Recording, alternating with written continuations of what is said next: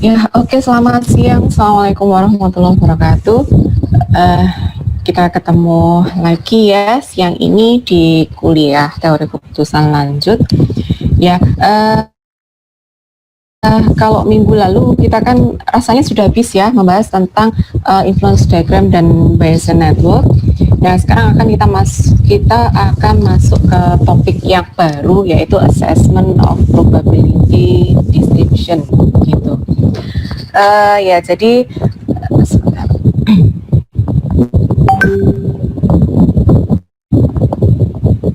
Ya, baik.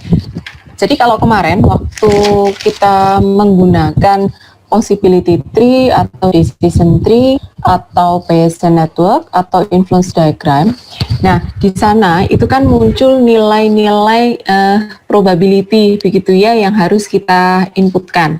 Jadi ada yang kemarin itu yang disampaikan ada quantitative levelnya ya. Jadi untuk nilai-nilai probability yang harus diinputkan baik ketika kita menggunakan tools possibility tree, decision tree, maupun Bayesian network dan influence diagram gitu.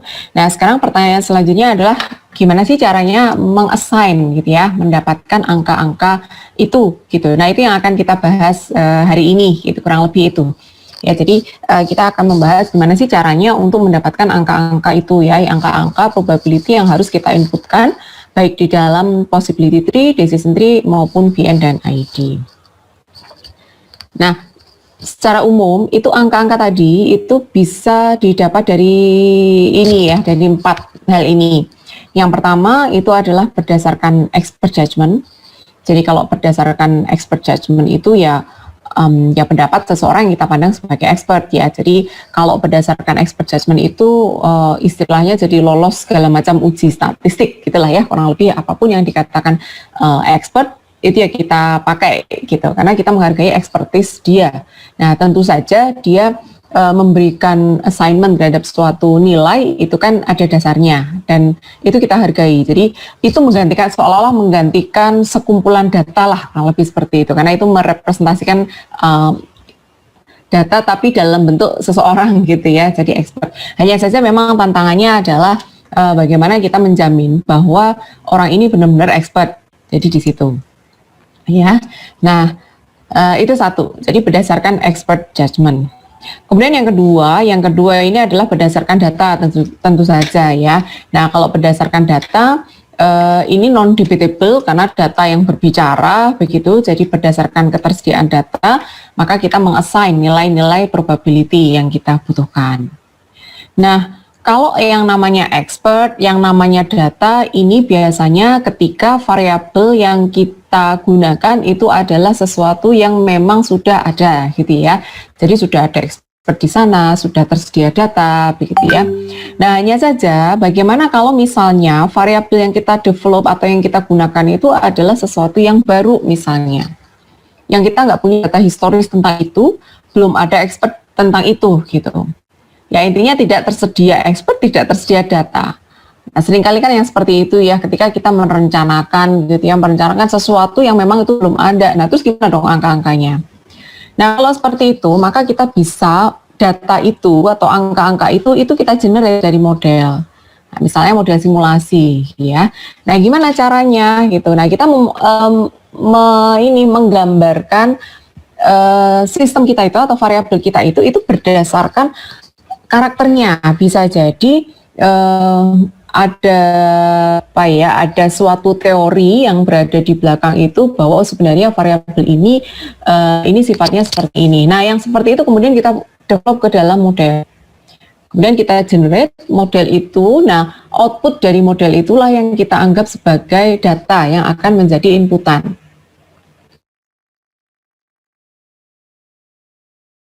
Model yang bisa merepresentasikan variabel tersebut gitu ya berdasarkan teori-teori atau berdasarkan informasi-informasi yang berkaitan gitu, atau analogi juga bisa. Jadi kalau misalnya ini kok modelnya yang tentang ini tuh belum banyak, ya oke lah yang mirip dengan itu atau yang analogi kira-kira ini mirip dengan apa atau apa yang mempengaruhi variabel tersebut misalnya. Nah kemudian kita buat model prediksinya. yang bisa memperkirakan nilai dari variabel itu. Kemudian kita simulasi untuk mendapatkan outputnya, dan output itu akan kita inputkan dan kita jadikan itu sebagai data. Nah, bisa juga yang keempat ini, dan ini yang sering dipakai ya, yaitu kombinasi dari ketiganya. Nah, karena seringkali kalau misalnya kemarin kita membicarakan Bayesian network, itu kan bisa jadi kan variabelnya banyak ya. Variabelnya banyak banget gitu, variabelnya banyak. Nah, di antara variabel-variabel itu mungkin ada yang sudah well established gitu ya, yang sudah well established, sudah ada expertnya di sana, sudah ada data yang tersedia, sehingga kita bisa memanfaatkan dua itu, bisa dengan expert judgment, bisa dengan menggunakan data. Tapi ada juga mungkin di antara variabel itu yang kita nggak punya datanya dan kita tidak bisa mengakses expertnya atau memang belum ada expertnya, nah maka kita generate dari model. Nah, itu adalah sumber-sumber datanya. Nah, untuk hari ini kita akan membahas dua yang di atas, yaitu bagaimana mengolah data dengan expert judgment, atau ya itu ya, dua hal yang akan kita diskusikan hari ini adalah bagaimana jika data-data itu berasal dari expert judgment dan berasal dari data. Untuk yang generating from the model itu memang kita tidak bahas karena itu terlalu spesifik ya. Model apa yang digunakan itu sangat tergantung pada variabel apa yang ingin kita gunakan begitu. Nah, sehingga ini kita skip dari pembahasan kita, mungkin ini masuk ke coverage misalnya ke pemodelan sistem atau ke yang lain ya, mata kuliah yang lain. Nah, sehingga kita akan bahas dua itu. Ya, oke. Yang pertama nih, kalau memang data itu berasal dari expert, seperti yang saya sampaikan tadi, berarti apapun informasi yang dari expert kan bisa kita ambil ya. Asumsi saja dia confirm sebagai expert. Nah, tentang bagaimana memastikan bahwa dia itu sebagai expert, itu sebenarnya sudah banyak instrumen ya yang digunakan untuk mengukur seberapa expert sih seseorang gitu. Nah, besok waktu kita membahas tentang group decision making, mungkin akan saya sampaikan salah satu metode ya untuk mengukur expertise dari seseorang. Nah, ketika kita mendapatkan data dari expert gitu, karena expert itu adalah orang ya, personal, pendapat personal begitu, sehingga kadang kita tidak bisa menghindari yang namanya bias. Jadi ada kemungkinan bahwa expert itu dalam menyampaikan pendapatnya itu ada bias. Gitu. Nah, bias itu apa? Bias itu intinya adalah ini inkonsistensi lah. Ini adalah inkonsistensi antara respons dari expert itu dan keakuratan deskripsinya. Karena ini sangat bergantung pada pengetahuan dia ya, pengetahuan yang si expert ini miliki. Nah, kadang-kadang itu yang menyebabkan ketidakkonsistenan. Nah, tipe-tipe bias ini dalam hal ini ada dua ya, yaitu displacement bias dan variability bias. Nah, artinya gini, ketika kita mendapatkan data sumbernya dari expert, maka buat kita itu sudah jelas di depan bahwa ada kemungkinan bahwa expert ini nanti akan ada bias. Ya, itu sudah disadari sejak awal gitu ya. Jadi sudah disadari sejak awal bahwa ada kemungkinan loh ya bahwa expert kita itu nanti akan mengalami bias. Bias itu bisa displacement bias atau variability bias. Nah, apa itu dia dari keduanya? Ini kalau displacement bias ya. Kalau displacement bias, ini yang hitam ini adalah true value, seolah-olah kayak gitu. Sebenarnya nilainya ini, yang hitam itu. Cuman, expert itu bisa berpendapat lebih optimis atau lebih pesimis. Nah, kalau displacement bias ini dia bisa memprediksi pola dengan tepat. Jadi ini polanya atau pattern ya, pola data itu tepat. Pola data tepat, tapi nilainya yang salah. Jadi nilainya dalam tanda kutip salah ya. Salah itu artinya ya kurang sesuai lah dengan true value-nya gitu. Tapi polanya dia bisa memprediksi pola dengan baik. Jadi ini loh polanya. Jadi pola variabel itu perilakunya seperti ini gitu. Dia bisa memprediksi itu dengan tepat. Misalnya memprediksi tentang seberapa ganas sih virus COVID ini gitu ya, variabelnya adalah keganasan virus COVID misalnya, atau pola penyebaran virus COVID gitu ya. Dia bisa memprediksikan pola itu dengan tepat gitu. Tapi ketika menentukan akurasi jadi rate penyebarannya berapa, nah itu dia salah gitu. Tapi pola penyebarannya ketika variabelnya itu adalah tentang penyebaran misalnya ya, itu dia bisa memprediksi dengan tepat gitu ya. tapi memprediksi nilai tepatnya itu berapa gitu. Nah, itu dia salah misalnya. Nah, itu displacement bias gitu. Sehingga dalam hal ini polanya betul gitu ya, pola atau distribusinya. Kalau disuruh menentukan distribusi misalnya, oh ya ini kalau misalnya datanya adalah data kedatangan misalnya ya, randomness-nya data kejadian demand gitu ya, kejadian demand ya, datangnya demand lah, di demand. Oh, demand itu polanya biasanya sih seperti ini, dia bisa menggambarkan pola. Tapi ketika ditanya jadi berapa nih jumlah demandnya, nah dia salah prediksi gitu ya. Tapi dia itu untuk yang displacement bias yang pertama. Kalau bias yang kedua itu gambarnya seperti ini, sama seperti tadi, ini adalah true value-nya, itu yang solid line itu. Nah, kalau di sini, ini expert tadi itu betul memprediksi min-nya ya, angka tengahnya ini kira nilainya adalah segitu, itu betul. Hanya saja dia salah dalam memprediksi sebarannya. Makanya namanya variability bias gitu. Jadi polanya itu salah. Jadi bisa jadi lebih tersebar, bisa juga dia lebih terkumpul gitu ya. Nah, seperti itu. Kalau misalnya bentuknya itu lebih tight itu lebih ini, misalnya awal yang true value kan yang solid line yang ini nih. Ini kan kasus yang saya tandain ini kan lebih tight ya, sebarannya lebih tight itu apa ya? Lebih tidak tersebar, lebih mengumpul lah ya, lebih mengumpul. Nah, ini sering yang disebut sebagai central bias. Jadi kalau central bias itu lebih ngumpul di daerah minnya, kurang lebih seperti itu ya. Ini biasanya menunjukkan overconfidence, terlalu optimis gitu ya, overconfidence terhadap estimasi. Jadi nilainya pasti 10 deh, ya paling meleset-meleset dikit lah, misalnya seperti itu. Nah, ini jadi itu untuk yang variability bias. Jadi kalau yang variability bias ini errornya itu ada di polanya. Jadi ya, pola sebarannya itu tidak sesuai dengan true value-nya. Tapi nilainya itu tepat, dia bisa memprediksi min-nya itu dengan tepat. Nah, itu jadi kurang lebih ada dua itu tipe biasnya. Bisa bias di nilainya, dia salah prediksi nilai tapi patternnya betul, atau bisa jadi nilainya betul, patternnya kurang tepat. Nah, itu ya. Kenapa sih kok terjadi bias itu? Kira-kira apa ya yang menyebabkan? Nah, di sini perlu kita sadari bahwa kalau kita itu meminta pendapat dari expert, maka jawaban dia itu sangat tergantung pada pengalamannya dia.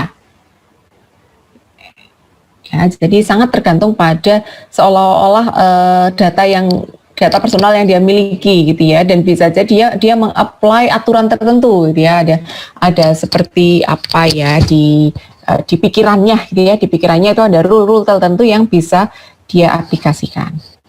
Nah, secara umum ini ada 3 kemungkinan ya sumber dari bias dari si expert tadi, yaitu availability, representativeness, dan adjustment and anchoring. Nah, kita akan bahas satu persatu. Untuk detailnya ini bisa lihat di papernya Tversky and Kahneman. Ini sudah sangat tua sekali ya, saya pun belum lahir itu di paper itu.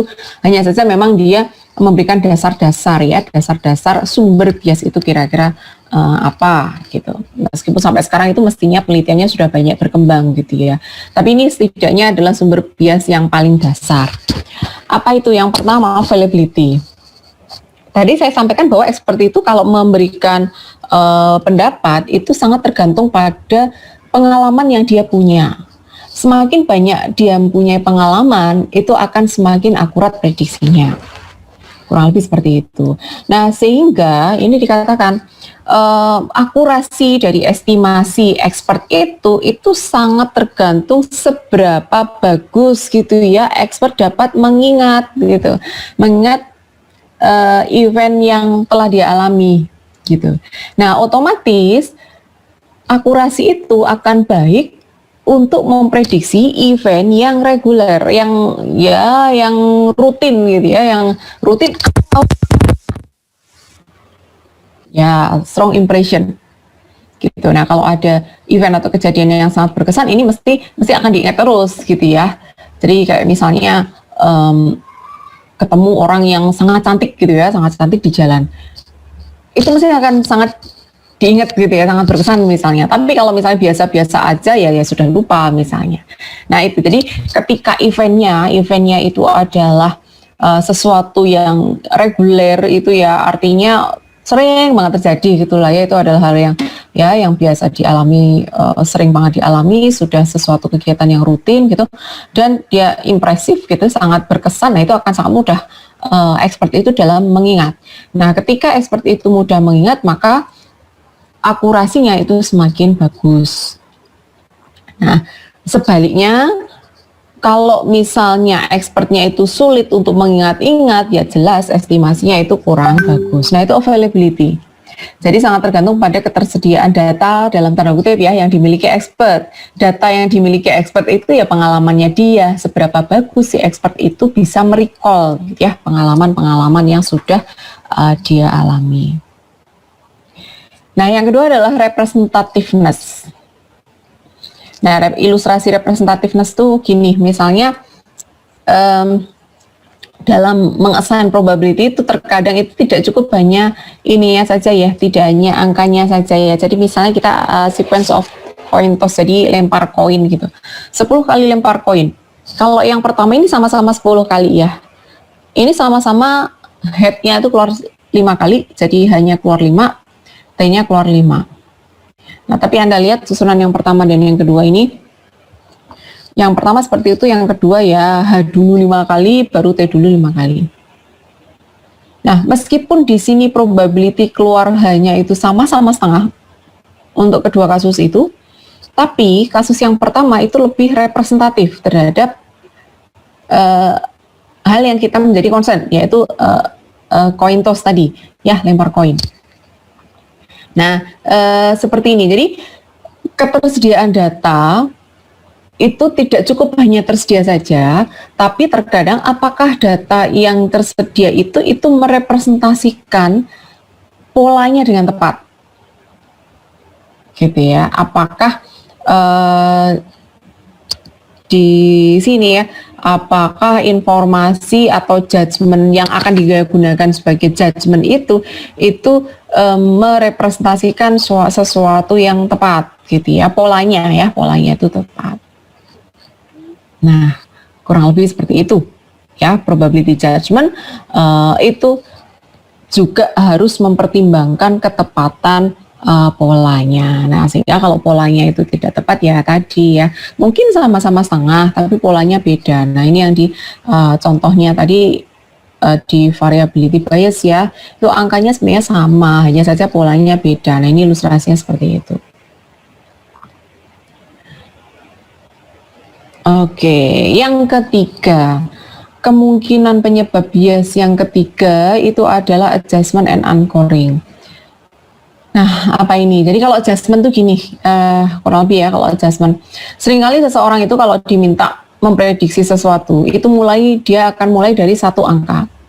Kemudian dia adjust nilai minimum dan maksimumnya. Nah, itu adjustment. Ya, jadi dia akan mulai dengan suatu angka, kemudian minimum dan maksimumnya itu di adjust.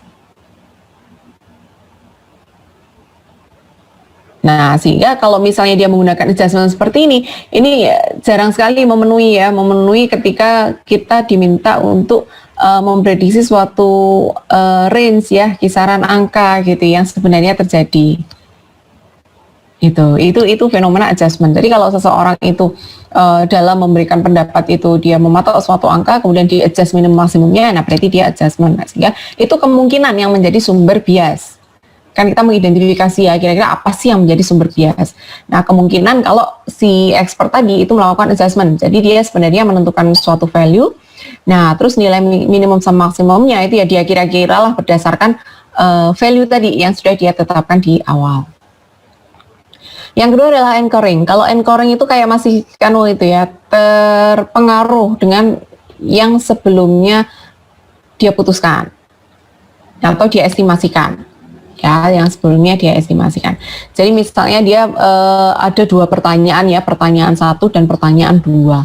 Sebenarnya pertanyaan 1 dan pertanyaan 2 itu adalah independen gitu. Misalnya Anda disuruh mengerjakan 2 soal gitu ya. Soal pertama adalah soal bahasa Indonesia. Oke. Soal kedua adalah soal matematika misalnya. Nah, Anda mengerjakan soal bahasa Indonesia udah tahu ditanya. Oke, udah berapa lama Anda mengerjakan soal tadi? Misalnya, saya mengerjakan satu soal itu 10 menit. Nah, terus matematika. Misalnya ditanya, kira-kira berapa lama Anda bisa mengerjakan soal matematika ini? Nah, kalau misalnya untuk menjawab itu masih direlatifkan atau dibandingkan dengan tadi, kalau bahasa Indonesia tadi saya ngerjain 10 menit, berarti kalau yang matematika ini saya ngerjain berapa ya? 20 menit aja. Nah, ketika jawabannya itu masih dengan membandingkan dengan jawaban sebelumnya, itulah fenomena yang namanya anchoring. Gitu ya. Jadi terpatok dengan jawaban sebelumnya. Padahal bisa jadi kedua hal itu sama sekali nggak ada hubungannya gitu. Nah, itu anchoring. Nah, kalau misalnya seseorang itu terkena anchoring, itu biasanya menjadi salah satu sumber untuk yang central bias. Central bias tadi adalah variability bias yang cenderung di optimis tadi ya, overestimate, yaitu di nilai sentralnya, nilai tengahnya. Nah, ini beberapa hal yang perlu kita sadari atau kita semua sudah tahu gitu ya, kelemahan kalau misalnya kita menggunakan expert judgment untuk memperoleh datanya. Jadi kalau datanya itu adalah berdasarkan expert judgment, itu kita harus menyadari bahwa ada loh kemungkinan untuk terjadinya bias. Kenapa kok bisa terjadi bias? Nah, ini sumber-sumbernya tadi. Pertama, availability, yaitu terkait dengan seberapa bagus sih si expert itu bisa merecall ya pengalaman-pengalaman dia, atau apa saja yang dia punya, informasi yang dia punya untuk memberikan nilai gitu. Kemudian yang kedua tadi representativeness tadi, seberapa bisa sih si expert itu memprediksi ini pola dari data gitu. Kemudian yang ketiga adalah assessment and anchoring gitu. Nah, ini adalah beberapa kemungkinan sumber-sumber yang bisa menyebabkan bias pada pendapat si expert. Nah, baik, itu yang pertama ya, kalau kita mencari datanya bersumber expert, kita harus sadar akan kelemahannya. Baik, selanjutnya adalah bagaimana kalau kita akan menggunakan data. Nah, ini yang mungkin akan jadi fokus lebih banyak dari kita ya. Estimating probability dari data. Kalau misalnya variabel kita itu bisa didiskretkan dengan jelas gitu, itu akan mudah. Jadi misalnya variabel kita adalah gender. Nah, gender kita tahu itu pembedanya jelas ya, laki-laki perempuan. Sehingga untuk menyatakan probability gampang. Misalnya dalam populasi ada 100 orang, tinggal berapa jumlah laki-laki itu yang akan menjadi nilai probability laki-laki gitu ya. Seperti itu. Itu ketika outcome-nya itu bisa terpisahkan secara jelas. Tuh, jadi laki-laki perempuan, terus apalagi officer non-officer, yang seperti itulah. Nah, ketika bisa didiskretkan dengan jelas outcome-nya itu sangat mudah. Nah, bagaimana kalau misalnya ternyata datanya itu bukan seperti itu, tidak dapat didiskretkan secara jelas. Jadi misalnya, saya ingin tahu usia dengan kerentanan dia terhadap suatu penyakit misalnya. Subjek saya misalnya mahasiswa UGM, taruhlah mahasiswa UGM itu 10.000 misalnya ya, gampangannya saja 10.000. Ada 10.000 responden berarti kan, 10.000 responden. Nah, tadi kan saya pengen mengetahui hubungan antara usia ya, usia dengan kerentanan misalnya ya, gampangannya sih kerentanan atau daya tahan tubuh. Dari 10.000 responden, ini kalau kita breakdown usianya itu, ini kalau mau detail itu kan ya banyak banget ya, 10.000, mungkin satu orang. Ini misalnya terdistribusi yang paling muda itu di UGM itu ada 15 tahun ya, 15 tahun. Paling tua itu mahasiswa, oke lah, ini kita batasi misalnya S1. S1 itu paling tua berarti berapa ya? taruhlah 22. 15 sampai 22 ini rentangnya sendiri, kalau data kita tahunan aja kan udah 7 tahun. Kalau tahunan, kalau mau detail dalam bulan, nah itu lebih banyak lagi rentangnya, kan gitu. Artinya kita akan punya 10.000 titik data. Nah ini kalau usia itu saya cuman pengen jadi 2, yaitu kategori usianya tua dan muda misalnya ya. Pada range 15 sampai 22 ini misalnya berapa range usia yang masuk kategori tua, kategori muda misalnya. Dan ini polanya kan tidak uniform ya. Kalau uniform itu kan tersebar merata antara 15 sampai 22. Kalau ini polanya kan tidak tersebar merata, tapi membentuk suatu distribusi tertentu misalnya. Misalnya, oh ternyata ini sebaran usianya bentuknya kayak gini misalnya. Yang 15 tahun itu ya jangan 22 itu di titik tengahnya mungkin ya, karena ada juga yang masa studinya maksimal. Kalau S1 kan maksimal itu 7 tahun ya. 7 tahun ini berarti berapa? Kalau masuk kuliah aja 18 tahun tambah 7 25 misalnya. Nah, tapi itu kan cuma sedikit, 15 juga cuma beberapa orang. Yang mostly itu kan yang di tengah-tengah ya, yang di tengah-tengah itu ya rata-rata usianya sekitar ya berapalah di antara 20-an gitulah ya, misalnya seperti itu. Nah, bentuknya distribusi seperti ini. Gimana caranya data yang banyak yang terdistribusi kontinu seperti ini akan kita ubah gitu ya menjadi cuma 2 kategori aja. Nah, itu yang akan kita bahas sekarang gitu. Paham ya? Data yang lain misalnya waktu proses ya, processing time. Processing time ya dia uncertain ya, uncertain, makanya dia chance not. Ya, kita pengen misalnya saya ingin menghubungkan variabel processing time dengan kualitas produk misalnya. Boleh belajar kan dengan kualitas produk. Apakah processing time itu berpengaruh terhadap kualitas produk misalnya? Nah, processing time ini juga kalau misalnya diplotkan datanya itu juga continue, akan menjadi variabel continue ya.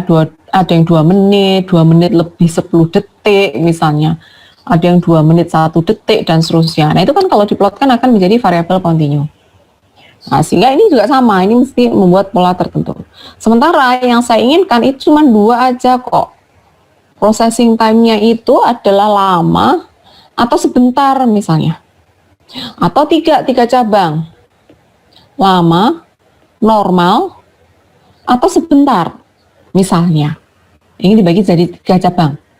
Karena kita pengen tahu kualitas processing time yang normal itu ya berarti standar kita set processing time-nya berapa, tapi kan kalaupun kita set mesinnya, ini waktu prosesnya adalah 10 menit, nah itu bisa jadi kan di sana ada variability proses yang tidak bisa kita hindari misalnya ya. Nah itu bisa jadi lebih lama atau lebih sebentar, apalagi kalau di sana adalah yang mengerjakan manusia ya, bukan mesin yang otomatis. Nah itu variability-nya lebih tinggi lagi misalnya. Gitu. Jadi data ini mau kita bagi menjadi 3 misalnya. Nah gimana ya data yang kontinu itu kalau saya diskretkan menjadi 3? Nah itu ya yang akan kita bahas. Oke. Jadi misalnya kita punya data seperti ini. Ini datanya sudah dalam bentuk kumulatif ya, sudah naik ke atas, terus akan kita bentuk CDF-nya. Masih ingat ya CDF ya, bentuknya seperti ini. Masih ingat kan CDF, Cumulative Distribution Function? Itu misalnya kita punya data, tapi ini sudah dikumulatifkan ya data-data tadi. Jadi ini misalnya kita punya 18 observasi seperti ini. Tapi ini sudah dikumulatifkan. Kalau data mentahnya itu kira-kira seperti ini ya. Yang pertama berapa nih? 2,058. Data kedua berarti ya selisihnya ini 2, berapa? Biar tambah 2,32 berapa tuh? 324. Nah, misalnya biar ditambahkan. Nah, ini data pertama, data kedua dan seterusnya. Sehingga kalau dikumulatifkan menjadi yang sebelah sini. Gitu ya, jadi ada observasi, entah observasinya tentang apalah, misalnya tentang waktu proses. Proses yang pertama itu waktunya 2,058 menit. Proses yang kedua 2,324 menit. Proses yang ketiga itu malah cuman berapa itu ya, 1 menit gitu ya. Proses yang keempat itu 1, sekian menit dan seterusnya. Nah, terus ini dikumulatifkan. Ini udah jadi kumulatif nih. Nah, setelah udah jadi kumulatif, selanjutnya kita akan bentuk CDF. CDF itu kan cumulative distribution function. Jadi setelah dikumulatifkan, ini ya tadi angka-angka ini dikumulatifkan seperti itu. Nah, kemudian kita set F I per 19. Jadi ini apa namanya, untuk melihat sumbu Y-nya ya, untuk sumbu Y-nya, dan dia sebenarnya menunjukkan berapa nilai probability ketika nilainya kurang atau sama dengan nilai X itu. Apa maksudnya? Jadi sebenarnya 0,105 ini adalah probability ketika X-nya nilainya lebih kecil sama dengan kumulatifnya itu 4,382 gitu. Gitu ya, dan seterusnya. Oke, terus digambar itu seperti ini. Ini CDF-nya. Nah, anggap saja kita punya data yang kayak gini nih. Ada data seperti itu. Punya data seperti itu. Kok pengen saya bagi menjadi 3 cabang? Gimana cara ngonvertnya? Nah, gitu. Ini yang kita bahas di sini. Discrete approximation of continuous distribution. Jadi kita fokus ke distribusi kontinu ya, khusus untuk data-data yang andaikan kita plot itu terdistribusi kontinu. Kalau misalnya datanya sudah bisa didiskretize, itu ya bisa langsung dipakai. Seperti contohnya laki-laki perempuan tadi. Laki-laki perempuan, officer non-officer, smoking non-smoking, terus apa lagi ya? Yaitu yang langsung bisa didiskretikan di depan. Tapi kan seringkali variabel yang menjadi concern kita itu ternyata datanya data distribusi kontinu gitu. Ya, contohnya tadi processing time, kemudian usia, kemudian apalagi yang kalau kita kumpulkan itu jumlahnya banyak dan dia akan mengikuti pola distribusi kontinu. Ya, ini intinya. Oke, jadi ini datanya seperti ini yang diinginkan. Nah, kan gitu ya, diinginkan. Karena kita pengen inputan menjadi sekian. Nah, berarti dengan kata lain, kita itu kan ingin mengubah yang sebenarnya datanya kalau diplotkan itu terdistribusi kontinu.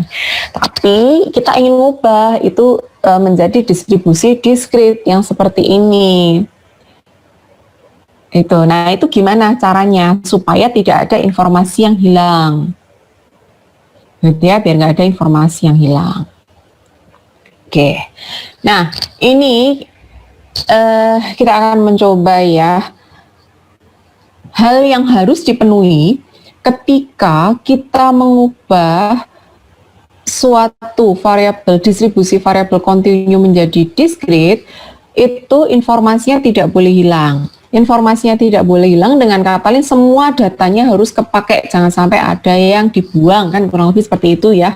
Data yang dipakai di distribusi kontinu ya dipakai gitu ya di distribusi discrete-nya. Yang sebelah sini ini menunjukkan variabel distribusi kontinunya. Distribusi kontinu itu kalau kita melihat ini luasannya ini, luasan kurva ya. Itu kan menunjukkan coverage datanya ya. Ini harus sama loh dengan yang direpresentasikan di sini luasannya. Nah, gimana menyatakan itu? Luasan kurva ini yang di sini, ini kan bisa dinyatakan integral dari fungsinya itu. Ya, integral dari fungsinya itu. Nah, sehingga ini menjadi integral Gx Fx dx. Nah, yang ini adalah probability-nya ya. Yang ini adalah bentuk fungsinya tadi. Karena ini adalah expected value dari fungsi Gx. Expected value itu kan berarti probability kali nilainya. Fx-nya itu adalah probability-nya. Gx-nya adalah nilai fungsinya. Nah, nilai fungsinya bisa utility function misalnya. Ini adalah luasan yang di-cover oleh variabel kontinu. Sebelah sini itu adalah luasan yang di-cover oleh variabel discrete. Dan ini harus sama. Sehingga tidak ada data yang hilang dari yang variabel discrete tadi. Variabel kontinu tadi. Gitu ya. Nah, misalkan Gx itu didekati dengan fungsi polinomial. Maka ini Gx-nya diganti dengan itu ya. Sehingga Gx-nya diganti ini. Nah, menjadi integral dan seterusnya fx dx sama dengan sigma pi dan seterusnya. Hal ini, persamaan ini bisa ditulis ulang dalam bentuk momen dari original dan pendekatannya dan distribusi pendekatannya. Jadi dipisah-pisah gitu ya, dipisah-pisah satu persatu. Ini A0, kemudian ini A1x fx dx itu ya sama dengan A1 expected value dari x. Kemudian ini ya A2 kali expected value dari x kuadrat. Demikian juga di sebelah kanannya. Nah, karena di sini itu mekanismenya itu adalah mencocokkan momen ya, mencocokkan momen dari distribusi kontinu ke distribusi diskritnya, maka metode ini sering disebut sebagai moment matching method.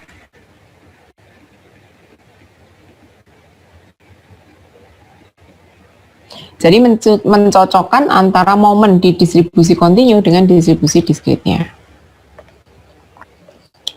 Nah, secara umum kalau kita lihat persamaan yang bawah ini, sama yang bawah itu ya, itu kan ada pola, keteraturan pola ya.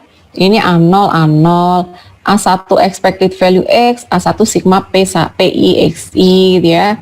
Kemudian A2 expected value X, ini A2 sigma PI XI kuadrat. Berarti kan ada keteraturan pola. Nah, secara umum bisa kita tuliskan seperti ini. EX pangkat K sama dengan sigma PI XI pangkat K. Oke, ini ya, jadi secara umum bisa kita tuliskan seperti ini.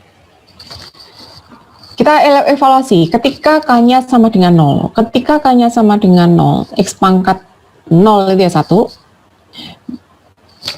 K sama dengan 0, berarti akan jadi ketika K-nya sama dengan 0, persamaan yang di atas itu akan tereduksi menjadi sigma PI sama dengan 1. Artinya di sini diskrit distribusi itu harus valid ya, karena jumlahan probability di cabang itu harus sama dengan 1. Kemudian yang kedua, kalau K-nya 1, ini dimasukkan K-nya 1, berarti EX saja karena pangkat 1, ini sama dengan PI XI pangkat 1. Nah, ini artinya min-nya itu harus dipertahankan. Jadi min dari distribusi kontinu itu juga harus menjadi min dari distribusi diskrit kita. Ketika K-nya sama dengan 2, menjadi seperti ini ya, ini artinya variansnya yang harus dipertahankan. Jadi pada saat K-nya itu sama dengan 2, maka dengan kata lain varians dari distribusi kontinu itu harus sama dengan varians pada distribusi diskrit. Yang terakhir ketika K-nya sama dengan 3, itu artinya skewness-nya, skewness itu apa? Kemiringan ya, kecondongan dari kurva. Nah, itu juga harus dipertahankan.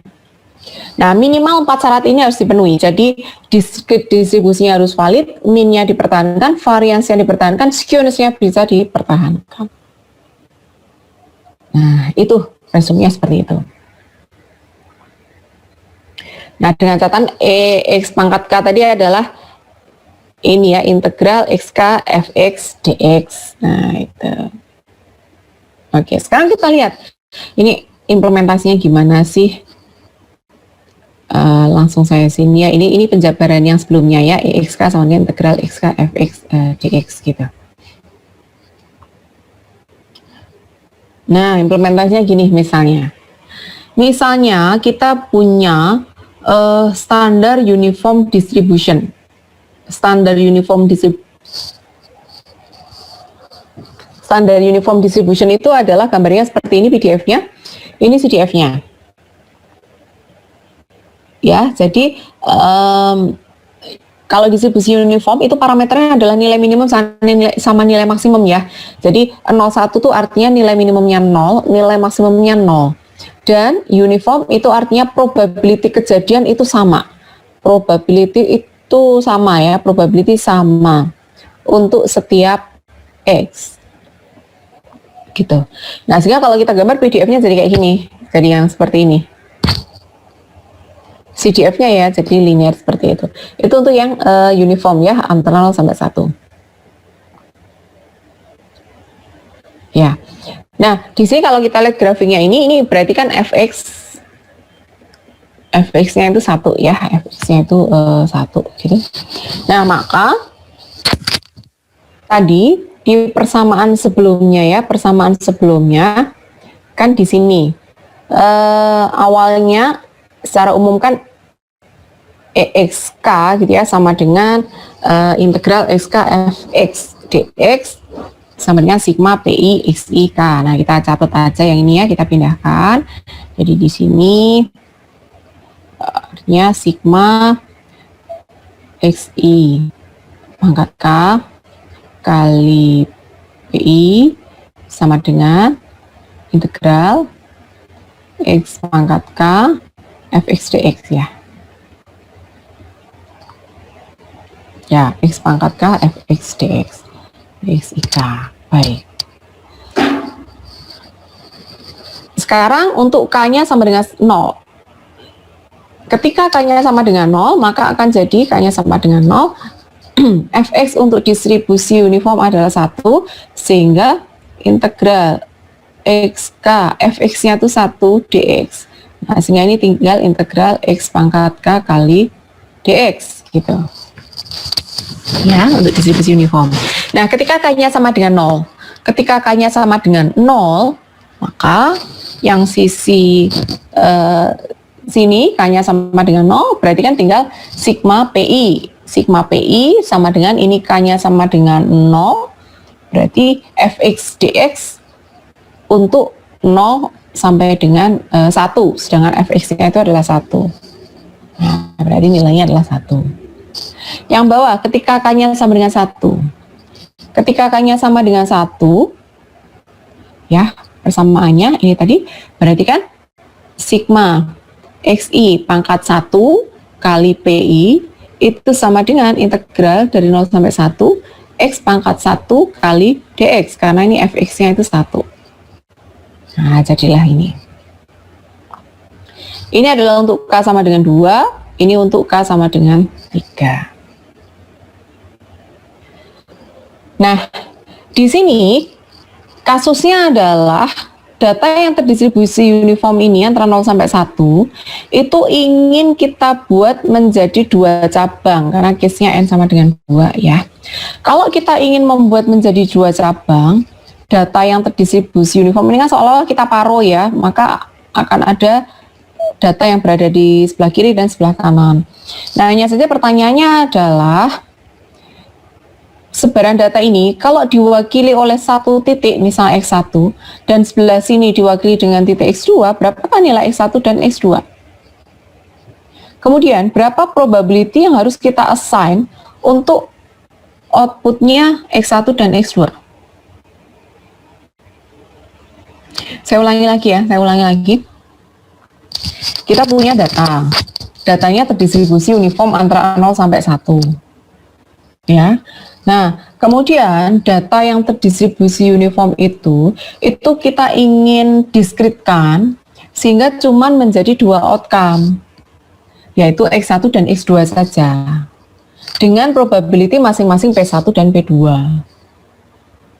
Nah, pertanyaannya adalah berapa nilai X1, X2, P1, P2 supaya informasi dari data awal yang terdistribusi uniform antara 0 sampai 1 itu tidak ada yang hilang. Ya. Nah, untuk menjawab itu maka kita kan di sini menjadi punya 4 variabel ya, yaitu X1, X2, P1, P2. Karena kita punya 4 variabel, kita perlu 4 persamaan. Nah, 4 persamaan itulah dari yang dibangun ini tadi, ketika K-nya 0, K-nya 1, K-nya 2, K-nya 3. Kita punya 4 persamaan. Yaitu apa persamaannya? Itu loh persamaannya P1 plus P2 sama dengan 1, X1 P1 plus X2 P2 sama dengan setengah, X1 kuadrat P1 ditambah X2 kuadrat P2 sama dengan sepertiga, terus X1 pangkat 3 P1 plus X2 pangkat 3 pangkat 3 P2 sama dengan seperempat. Ada 4 persamaan, variabel yang tidak diketahui 4, P1, P2, X1, X2, dan ini bisa dicari. entah dengan substitusi, entah dengan eliminasi ya, karena jumlah persamaan sama dengan jumlah variabelnya bisa kita cari, dan kalau dicari ketemu itu. Nah, sehingga artinya apa? Artinya ketika data kita itu terdistribusi uniform antara 0 sampai 1, terus kita ingin membagi menjadi 2 cabang, maka ini diwakili oleh 0,788675, yang bawah ini adalah 0,211325, probability-nya setengah-setengah. Nah, kurang lebih itu maksudnya, larinya ke sana. Gitu ya. Jadi kalau data yang seperti itu tersebar nih distribusi kontinu, padahal kita kan harus memasukkan ini ya, memasukkan ke dalam possibility tree atau decision tree. Lah kok bentuknya kan pengennya discrete. Nah, itu gimana nih mengconvert? Nah, mengconvertnya dengan seperti ini. 2 cabang, gimana sih kalau 3 cabang? Nih ya, 3 cabang. Jadi data yang seperti ini pengen saya bagi 3 nih, 3 kelompok gitu ya. Sebelah sini, sebelah sini, sebelah situ, gitu, 3 kelompok. Yang mewakili kelompok 1 ini berapa gitu. Jadi ini X1. X1 itu satu angka yang mewakili seluruh angka dalam kelompok X1. Dalam kelompok 1 ya, paling kiri. X2 nanti saya cari, ini adalah data-data yang mewakili di situ. X3 juga sama.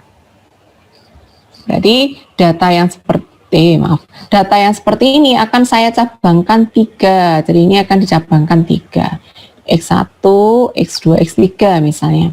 Ini probability-nya P1, ini P2, ini P3. Nah, selanjutnya kan kita pengen tahu nih, jadi X1-nya berapa, X2-nya berapa, X3-nya berapa, demikian juga P1, P2, P3-nya ya. Gitu toh. Nah, berarti sekarang kan kita punya ini ya, ada 6 variabel nih, ada 6 variabel yang perlu kita ketahui. Supaya bisa diselesaikan, kita perlu 6 persamaan.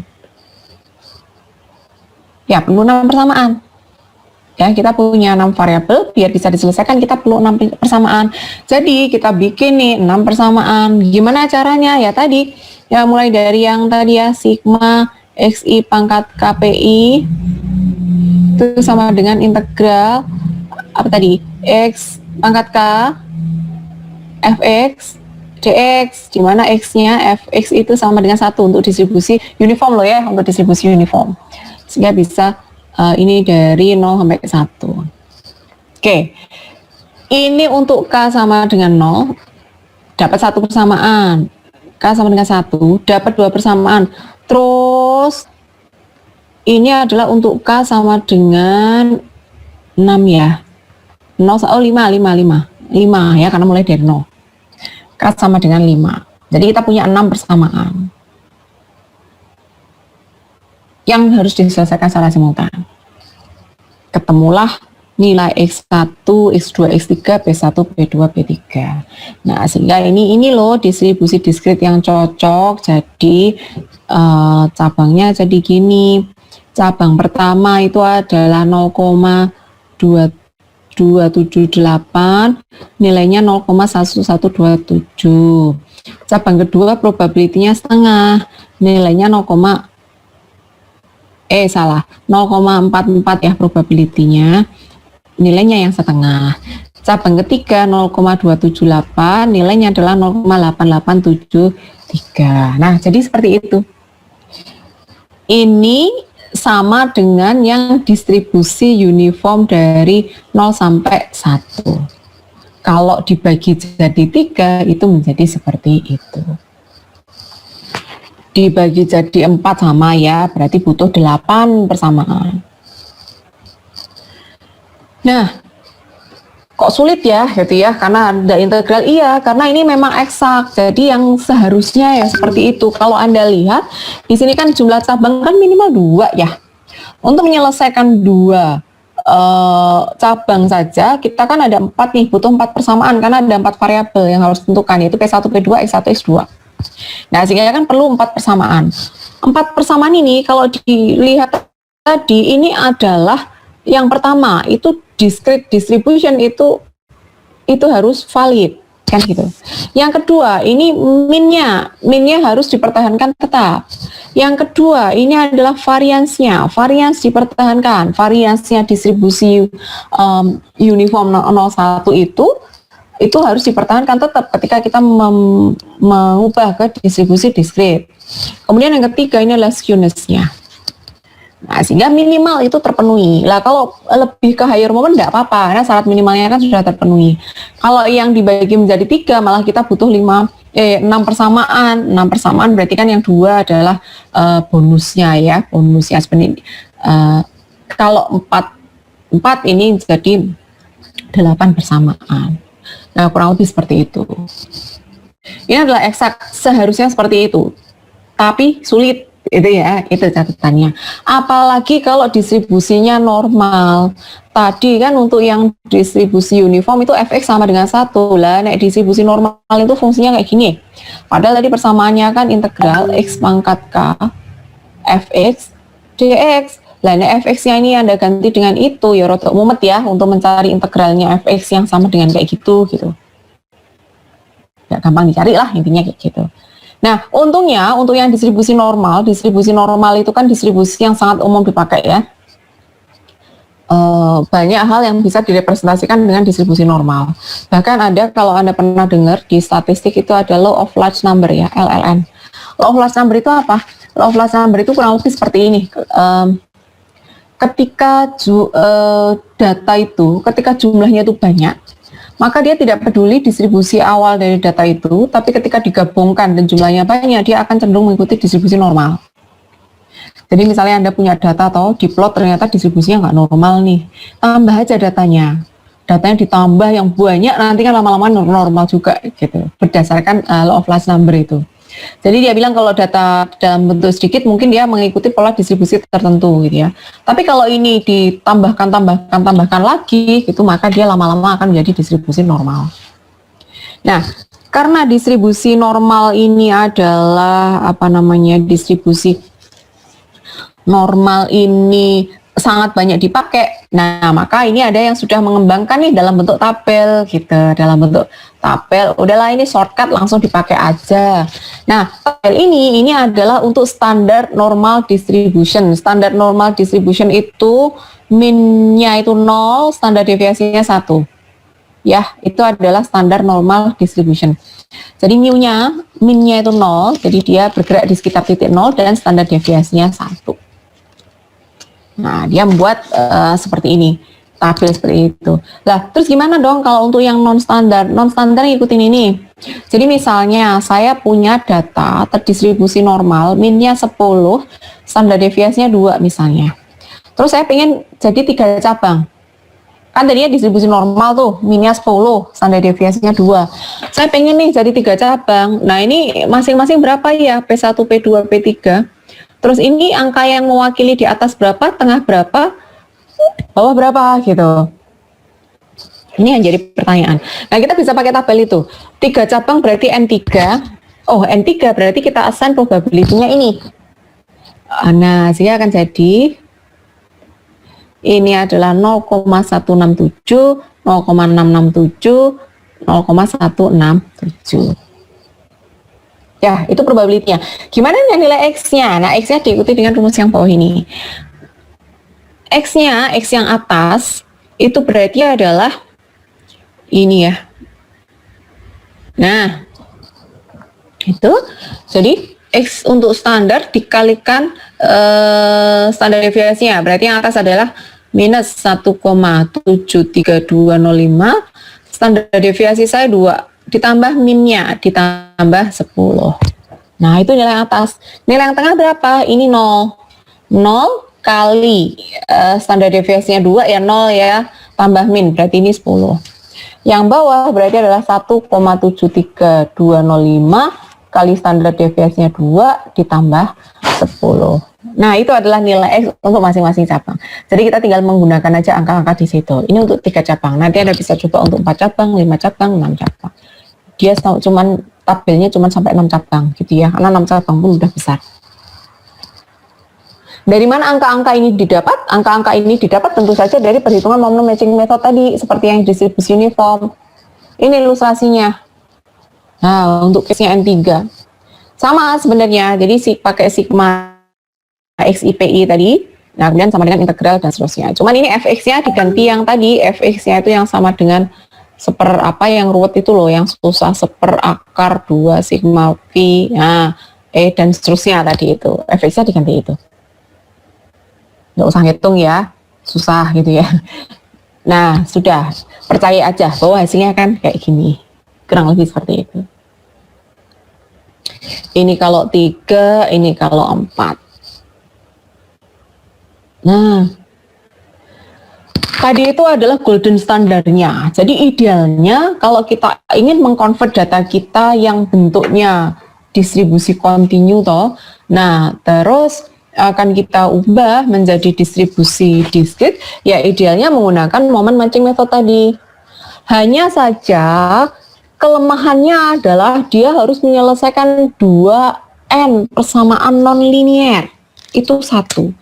Yang lain adalah kalau PDF-nya sulit, maka untuk mencari integralnya secara matematis juga sulit.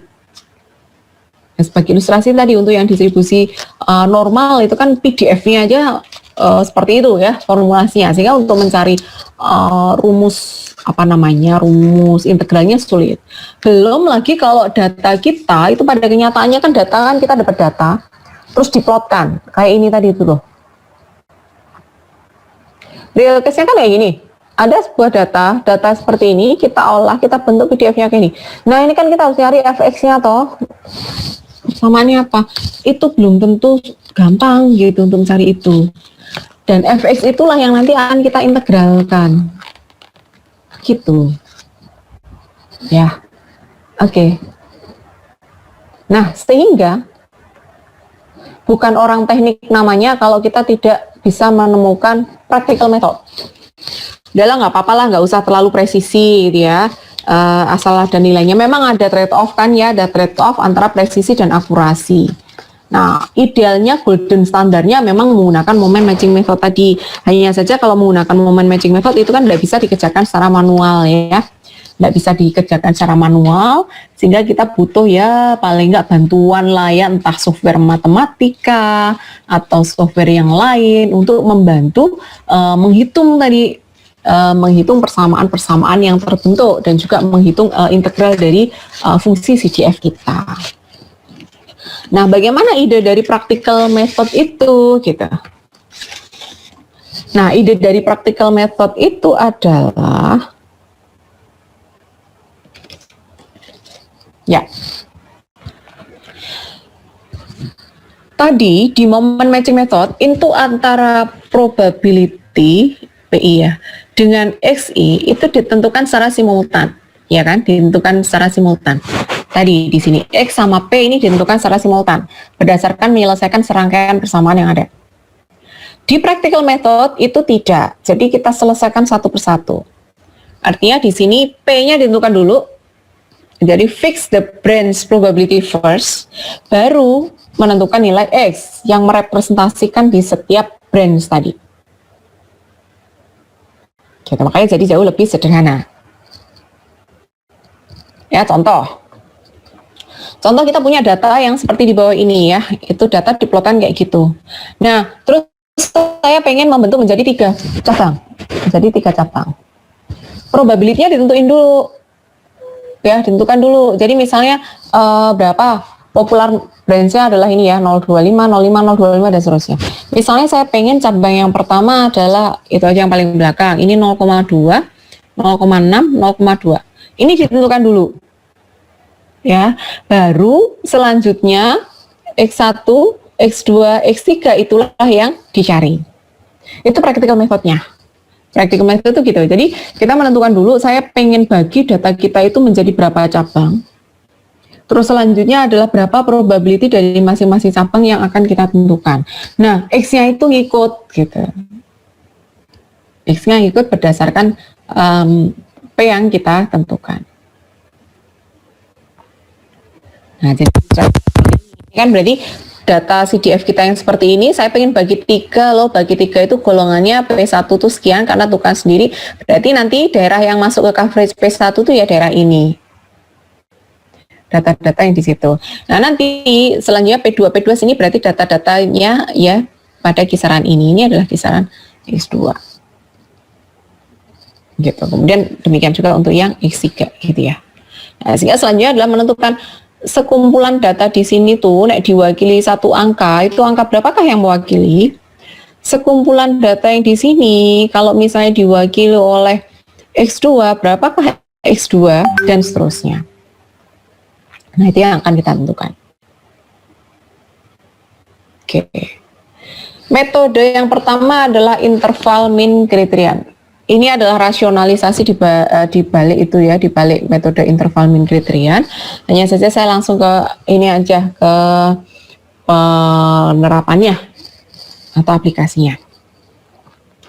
Jadi di sini kalau yang interval min criterion itu adalah misalnya kita menentukan di sini aja ya, pakai depan ini sebentar. Nih. Nah, saya hapus dulu. Oke. Jadi misalnya udah kita tentuin nih, P1-nya ini 0,2, berarti ini 0,2 ya. Terus ini 0,6, berarti ini 0,8. Terus itu 1, itu ya. Nah, saya pengen mencari X1-nya itu berapa? Karena probabilitasnya sudah saya tentuin. Nah, terus kalau dengan menggunakan interval min kriteria, itu prosedurnya gini.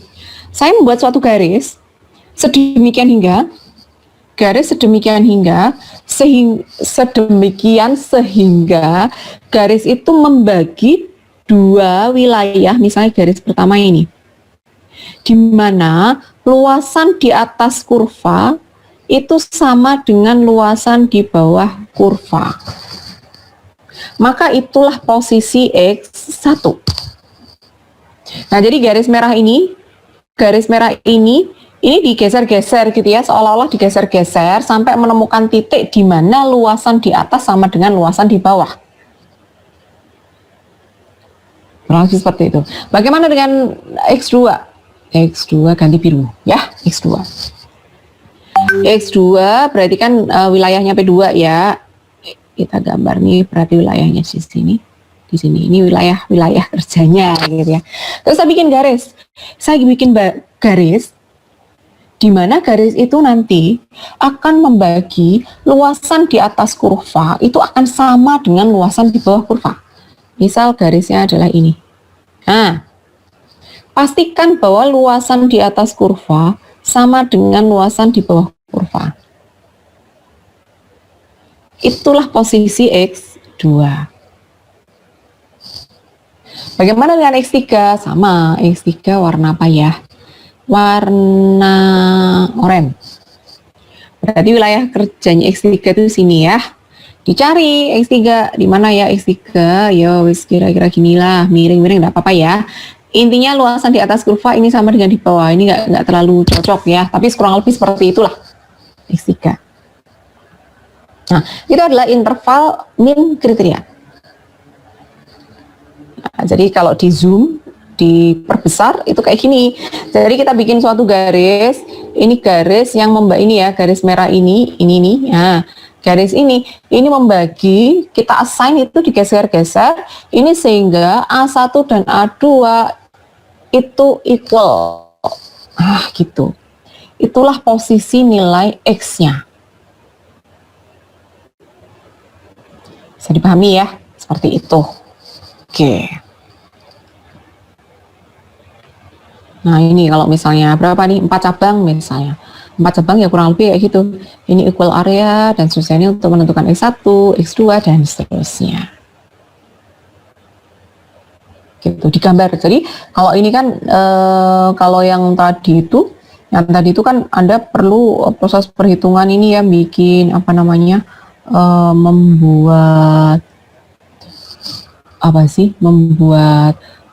Harus menyelesaikan integral dan seterusnya, menyelesaikan n persamaan nonlinear secara simultan. Kalau ini nggak cukup data, diplotkan CDF-nya, paling modalnya hanya kertas milimeter blok gitu ya misalnya ya, terus digambar, dicarilah kira-kira luasan di atas sama di bawah.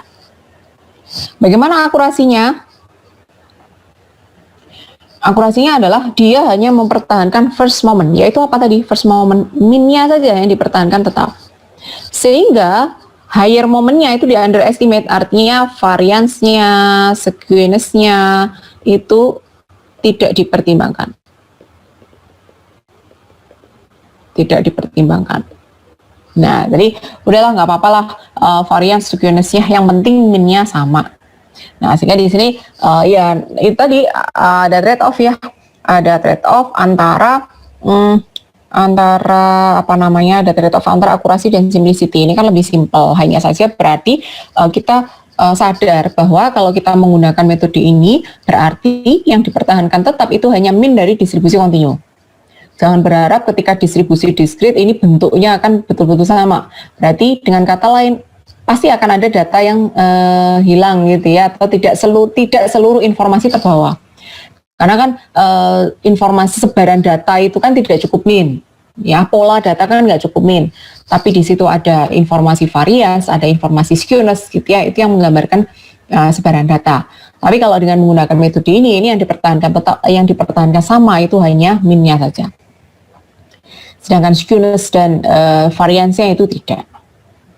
Oke, mending lah ya min-nya dipertahankan. Ada yang lebih gampang lagi, interval median kriteria. Ini lebih kasar lagi pendekatannya, maksudnya ya. Ini lebih, kenapa kalau dikatakan pendekatannya lebih kasar lagi? Kalau ini sama, ini menentukan probability-nya dulu, berapa range probability-nya. Nah, kalau dia itu hanya dicari titik tengahnya aja. Titik tengah di antara probability. Misalnya kita pakai P1-nya 0,2 gitu ya. Nah, maka di sini ini di 0,1. Di sumbu Y itu 0,1, kita tarik garis ke sini, ke bawah, nah itulah X. Gitu. Jadi betul-betul hanya titik tengah. Jadi ini equal di tengah-tengah lah. Areanya P4 di situ, tengah-tengahnya sini udah tarik garis sampai sini ke bawah. Sudah, itulah cara mencari X, jauh lebih simpel dibanding tadi. Kalau interval min kriteria kan kita harus geser-geser garis biar luasan di atas sama dengan luasan di bawahnya. Ada usaha dikit lah gitu ya. Kalau ini kan enggak, cuman pokoknya titik tengahnya aja, tarik ke garis ke bawah itu. Dari sini tentu saja kita meragukan akurasinya ya, dan iya betul di sini hanya jumlahan probability sama dengan 1. Tidak ada momen apapun yang dipertimbangkan.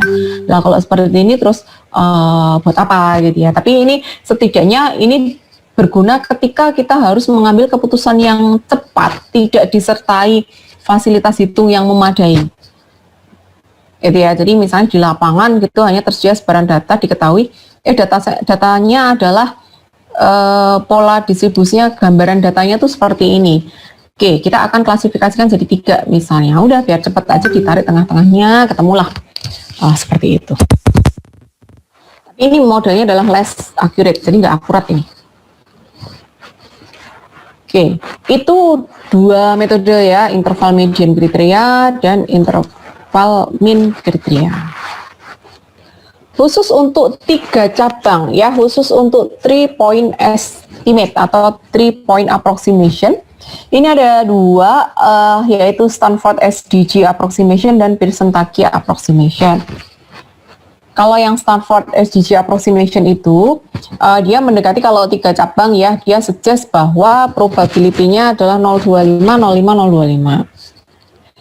Nah, ini akan metode ini work well, jadi akan bekerja bagus, akurat. Itu memang kalau bentuk CDF-nya itu nice S-shape, ya kira-kira distribusinya normal lah. Nice S-shape itu betul-betul S-nya bagus, rapi, gitu ya. Kalau CDF-nya seperti itu, nah ini dikatakan dia akurat gitu. Nah, kalau berdasarkan Stanford SDG approximation itu, dia menyarankan kan probability cabangnya itu 0,25, 0,5, 0,25. Nah, sedangkan nilai X-nya itu berdasarkan persentil data. Jadi 10 persentil, 50 persentil, dan 90 persentil. Ya, kalau Anda lupa pasti persentil data, nanti buka lagi ya catatan statistiknya, apa sih yang dimaksud dengan persentil data gitu ya. Tapi data itu diurutkan, kemudian nanti ketahuan 10% persentil itu di mana, 50 di mana, 90 itu di mana. Itu Stanford SDG ya. Kalau yang Pearson-Taki itu bedanya hanya di cabangnya. Dia branch probability-nya adalah 0,185, 0,63, 0,185. Kemudian dia juga menyarankan ini persentil datanya 5%, 50%, dan 95%. Terus pertimbangannya apa? Kapan kita pakai Pearson-Taki, kapan kita pakai Stanford SDG, apa pakai interval min, interval median gitu ya.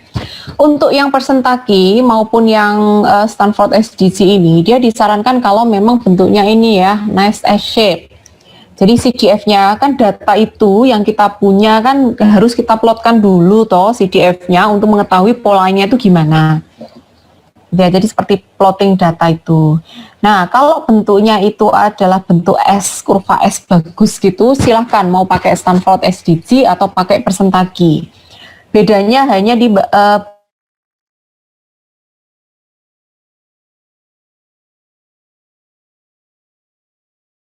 apakah kita mau membagi menjadi 05, 025, 05, 025 atau ini 0185, 63, 185. Nah, ini tergantung kebutuhan, kita mau pakai yang mana. Karena seperti tadi, probability itu kalau untuk yang metode pendekatan kan kita harus mengassign probability dulu gitu ya, baru X yang ngikut. Nah, ini juga sama, mau pakai ini atau itu. Tapi kalau bentuknya itu tidak beraturan gitu ya, distribusinya itu ternyata nggak beraturan gitu toh, untuk misalnya data kita diplot untuk apa ya, distribusi teoritis misalnya, theoretical distribution di misalnya entah pakai Minitab, entah pakai StatFit atau pakai apa, ternyata nggak ada distribusi yang cocok nih, distribusi teoritikal nggak ada yang fit gitu ya, semuanya reject lah, mau nggak mau berarti kita harus pakai interval median tadi atau interval min ya, disarankan interval min sih, kalau median terlalu kasar begitu. Ya, kalau yang ini tadi catatan kalau misalnya nice S shape gitu direkomendasi. Tapi kalau misalnya nggak nice S shape terus pakai ini gimana? Boleh-boleh aja gitu ya. Boleh-boleh saja gitu. Hanya saja akurasinya tidak sebagus kalau misalnya memang CDF-nya bentuknya bagus kayak gini, nice S shape gini. Nah, tapi walaupun tidak seperti itu misalnya ya boleh-boleh aja, silahkan bisa pakai persentagi. Hanya saja ada itu tadi ya, tentang akurasinya tidak sebagus kalau misalnya bentuknya nice S shape seperti ini. Nah, itulah beberapa metode pendekatan ya. Tadi yang pertama interval min kriteria, kemudian yang kedua adalah interval median kriteria, yang ketiga itu adalah Stanford SDG, yang keempat adalah ini persentagi. Ini khusus untuk 3 cabang gitu. Ini adalah standarnya yang moment matching method tadi. Nah, ini adalah golden standard ya, golden standardnya itu. Oke, sekarang kita evaluasi seberapa akurat sih sebenarnya metode-metode pendekatan itu. Nah, kita bandingkan. Ini adalah moment matching method, artinya dia adalah golden standardnya ya. Golden standard itu ya yang betul, karena tadi semuanya di-preserve, semuanya dipertahankan tetap. Ini untuk distribusi uniform dengan 2 cabang. Ini interval min kriteria ya, interval min kriteria dengan cabang setengah-setengah. Anda bisa bandingkan akurasinya, ini X1-nya seharusnya 0,2, dia 0,21, ini 0,25. 788 ini 75, oke lah ya, dekat gitu. Bagaimana kalau 5 momen atau 3 cabang? Masih distribusi uniform. Nah, seperti itu. Branch probability-nya kita set yang ya ini dicari angka memang yang semirip mungkin ya, ini branch-nya 0,25, 05, 025 biar menghasilkan nilai X yang kira-kira mirip dengan itu. Nah, ini Anda bisa bandingkan lah akurasinya bagaimana ya, seberapa dekat dia dengan golden standard, yaitu moment matching method. Ini kalau distribusi normal dibandingkan dengan persentagi. Nah, ini untuk mengevaluasi seberapa bagus sih persentagi. Tadi kan dikatakan bahwa dia akurasinya bagus ketika nice S shape. Nah, salah satu contoh distribusi yang punya CDF nice S shape itu kan distribusi normal. Nah, ini perbandingannya ya antara yang golden standardnya dengan pendekatan. Oke, itu kurang lebih bagaimana kita mengolah data yang kalau kita plotkan itu terdistribusi kontinu, tapi kita coba untuk diskripkan. Nah, ini adalah referensinya, bisa di Clement and Reilly yang buku Making Hard Decision itu, silakan baca chapter 8 dan 10. Atau kalau tertarik dengan Judgment Under Uncertainty yang bias tadi, yang heuristic bias itu bisa dibaca di paper Tversky and Kahneman. Atau kalau tertarik dengan ini, discrete approximation dari probability distribution yang tadi, metode-metode tadi, itu bisa membaca di Miller and Rice gitu ya, di ini jurnal Management Science tahun 83. Memang ini bukan jurnal yang baru, tapi setidaknya itu yang mendasari ya, Itu adalah sesuatu yang mendasari. Baik, silakan. Kalau ada pertanyaan, saya buka sesi tanya jawab. Bu, mau nanya, Bu. Ya, silakan, Mas.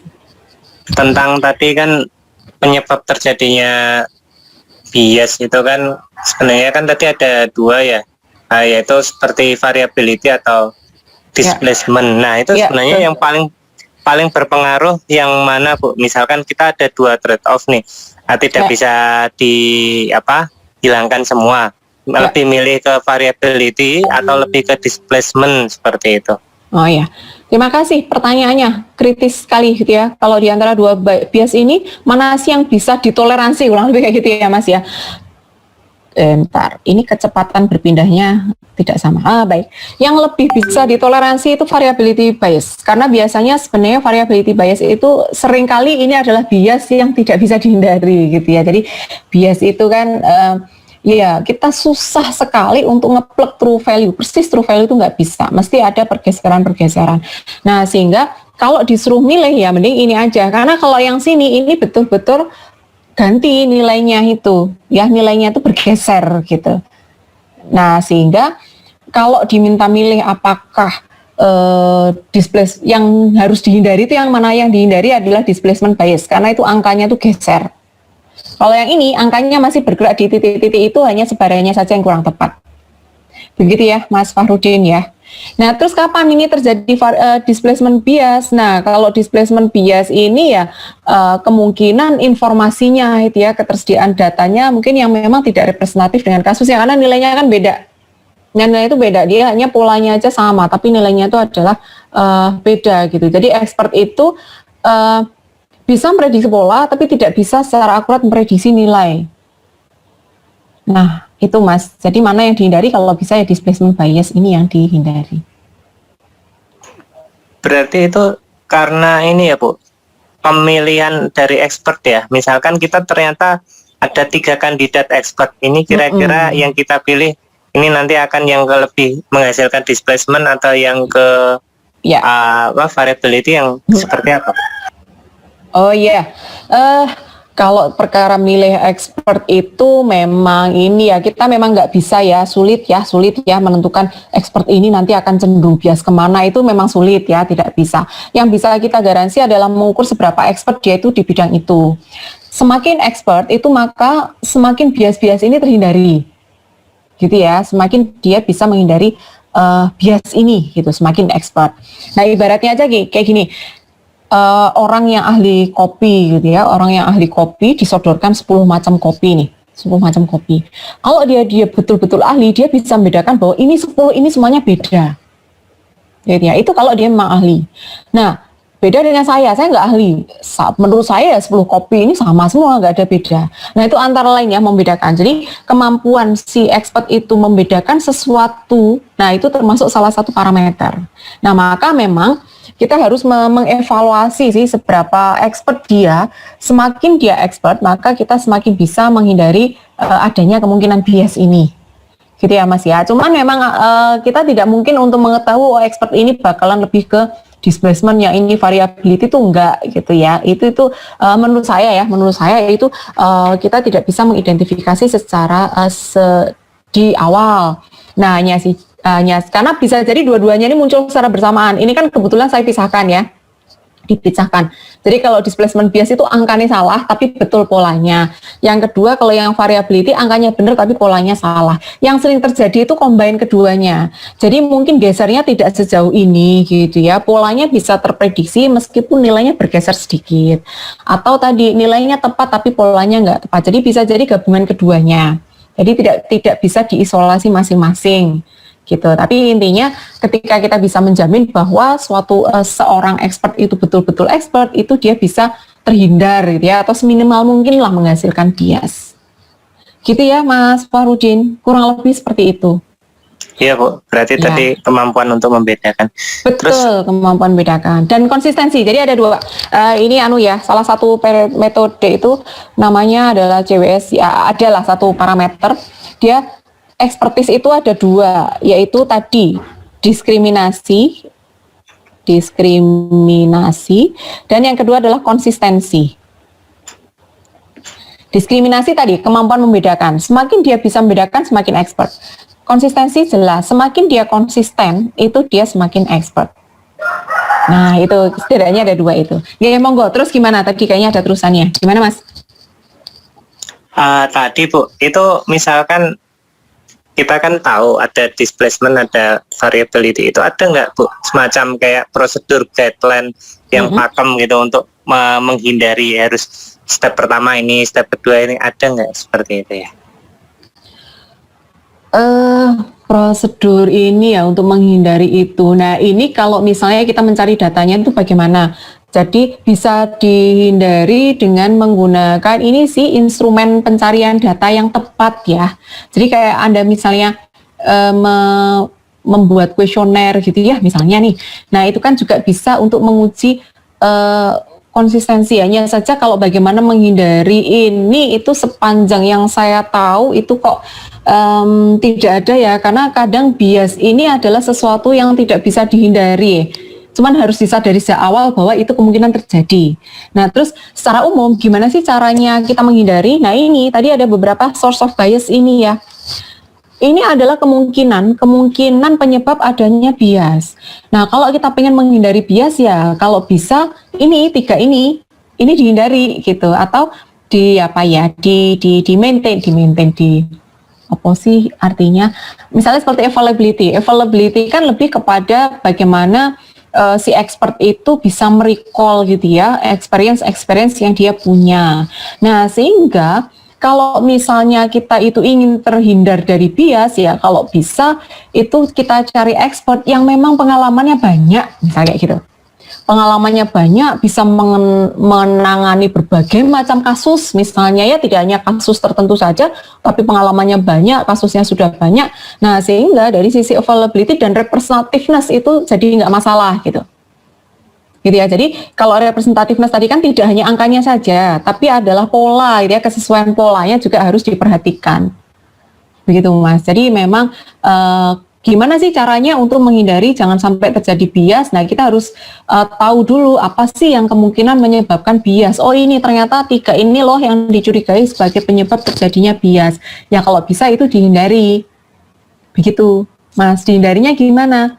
Walau itu availability, itu ketersediaan data atau kemampuan expert itu merecall experience-nya dan seterusnya ya, adjustment anchoring dan seterusnya. Tapi ini embedded sih di setiap expert gitu ya. Jadi kalau misalnya ingin menghindari itu ya apa ya sangat tergantung pada expertise-nya sih ya, karena ini sangat tergantung pada bagaimana dia bisa merecall sih apa yang dia punya gitu Mas. Ya, Bu. Berarti misalkan contohnya dalam kasus COVID itu misalkan kan dia memprediksi suatu penyakit, tapi itu kan juga akan ada ini ya mutasi, berarti availabilitas dari pengalaman sebelumnya bisa jadi tidak sama dengan yang sekarang, terus juga polanya mungkin juga akan berbeda. Nah, hal-hal seperti itu walaupun dia sudah berpengalaman bertahun-tahun tetap ini ya bias tidak mungkin dihindari juga seperti itu ya. Iya betul. Iya. Jadi ya itu tadi bias itu sebenarnya tidak bisa dihindari. Ya hanya bisa kita minimalkan dengan pemilihan expert yang seminimal mungkin akan bisa menyebabkan bias, kurang lebih kayak gitu ya Mas Farudin ya. Begitu. Iya Bu. Iya. Terus silakan kalau ada lagi. Yang ini Bu, saya masih belum paham yang ada data tadi kan membentuk frekuensi kumulatif distribution itu kok ada tiba-tiba 45 itu yang terakhir itu kan dijumlahkan terus Bu, yang 45.000 itu dari mana? Oh soalnya ini loh Mas, dia ingin nilai minimum dan maksimum value itu antara 0 sampai 45, makanya yang pertama ini 0, yang terakhir itu 45 itu Mas, ini. Jadi dia itu pengen dari ini awalnya 0, sekiannya 45. Data selanjutnya ini adalah 2,058, ini 2,324 dan seterusnya gitu.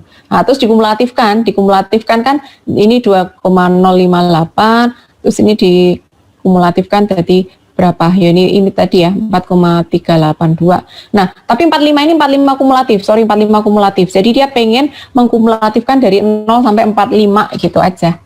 Dari situ.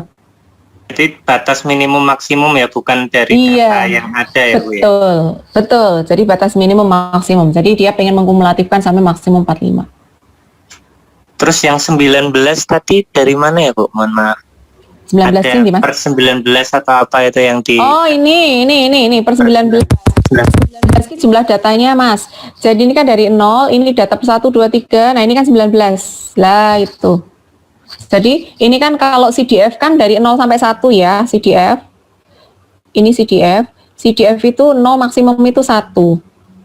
Nah, kalau ini jumlah datanya itu kan 19, otomatis tiap poin itu kan jadi 1/19. Atau nih untuk ilustrasi di CDF tak kasih data aja, misalnya apa ya? Misalnya datanya jangan ini deh yang gampang. Ini misalnya kita punya data. Datanya itu 3 2 1 5 berapa ya? 2 4. 1 2 3 4 5. Oh 5 aja deh, nek 6 nanti kakek sorry. Nek 6 nanti ndak baginya angel yo. Sik. Ini malah 14. Ntar ya. Ini berapa tadi? Ini 5, ini 2. Ada 5 data, misalnya gampangnya kayak gitu. Gimana sih caranya bikin CDF? Pertama kita urutkan dulu. Diurutkan dulu. 1, 2, 2, 3, 5. Udah urut ya? Diurutin kan? Nah, terus kita bikin kumulatifnya. Jadi ini data. Ini kumulatif. Ini secara umum ya, kumulatif. Ini adalah frekuensi ya, atau probability langsung ya. Ini datanya 1, ini 2, 2, 3, 5. Ini probability-nya. Ya, habis diurutin. Karena kita punya 5 data, mestinya untuk setiap poin data itu kan punya probability 1/5 ya.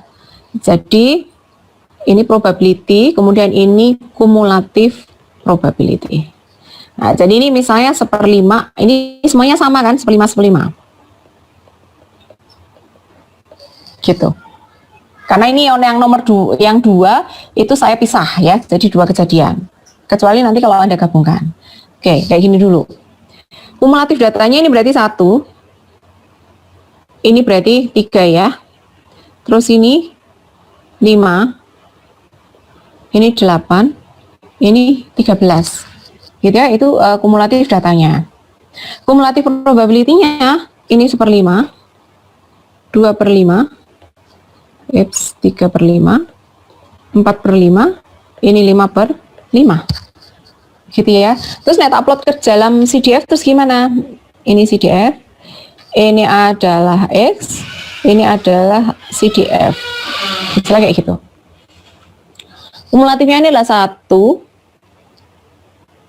ini 2, dan seterusnya lah ya. Ini 1, 3 ya, 5, 8, 13. Maaf, ini tidak based on scale ya, tidak berdasarkan skala. Nah, kita lihat pada saat kumulatifnya 1, kumulatif probability-nya 1/5. 1/5. Ini awalnya dari 0 ya, terus ini 1/5 di sini. Pada saat X-nya itu 3, X-nya 3, kumulatif probability-nya 2/5. Jadi pas 3 ini di 2/5. Pada saat 5, ini 3/5 dan seterusnya. Nah, terus ini nanti dihubungkan gitu, Mas. Nah, kayak gitulah kurang lebih.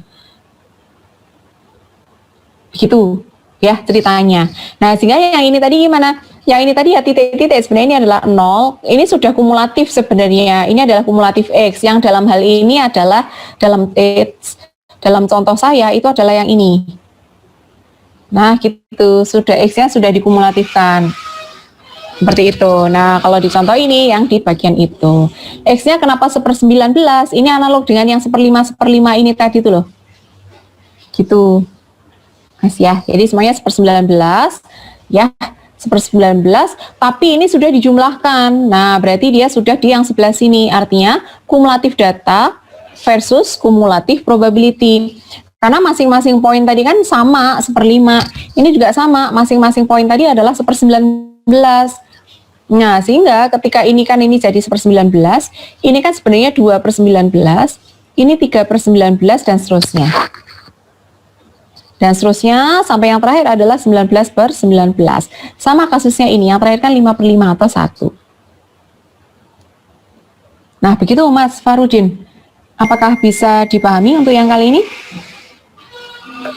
Bisa lebih paham, Bu. Terima kasih, Bu. Terus Oke, sama-sama. ini, Bu, tadi yang dijelaskan dari Bu Nur Aini tentang kan pengambilan titik itu kan ada beberapa metode. Yang pertama itu kan kalau yang di acara biasa itu kan dia memakai sistem matematik ya yang integral tadi. Ya, betul.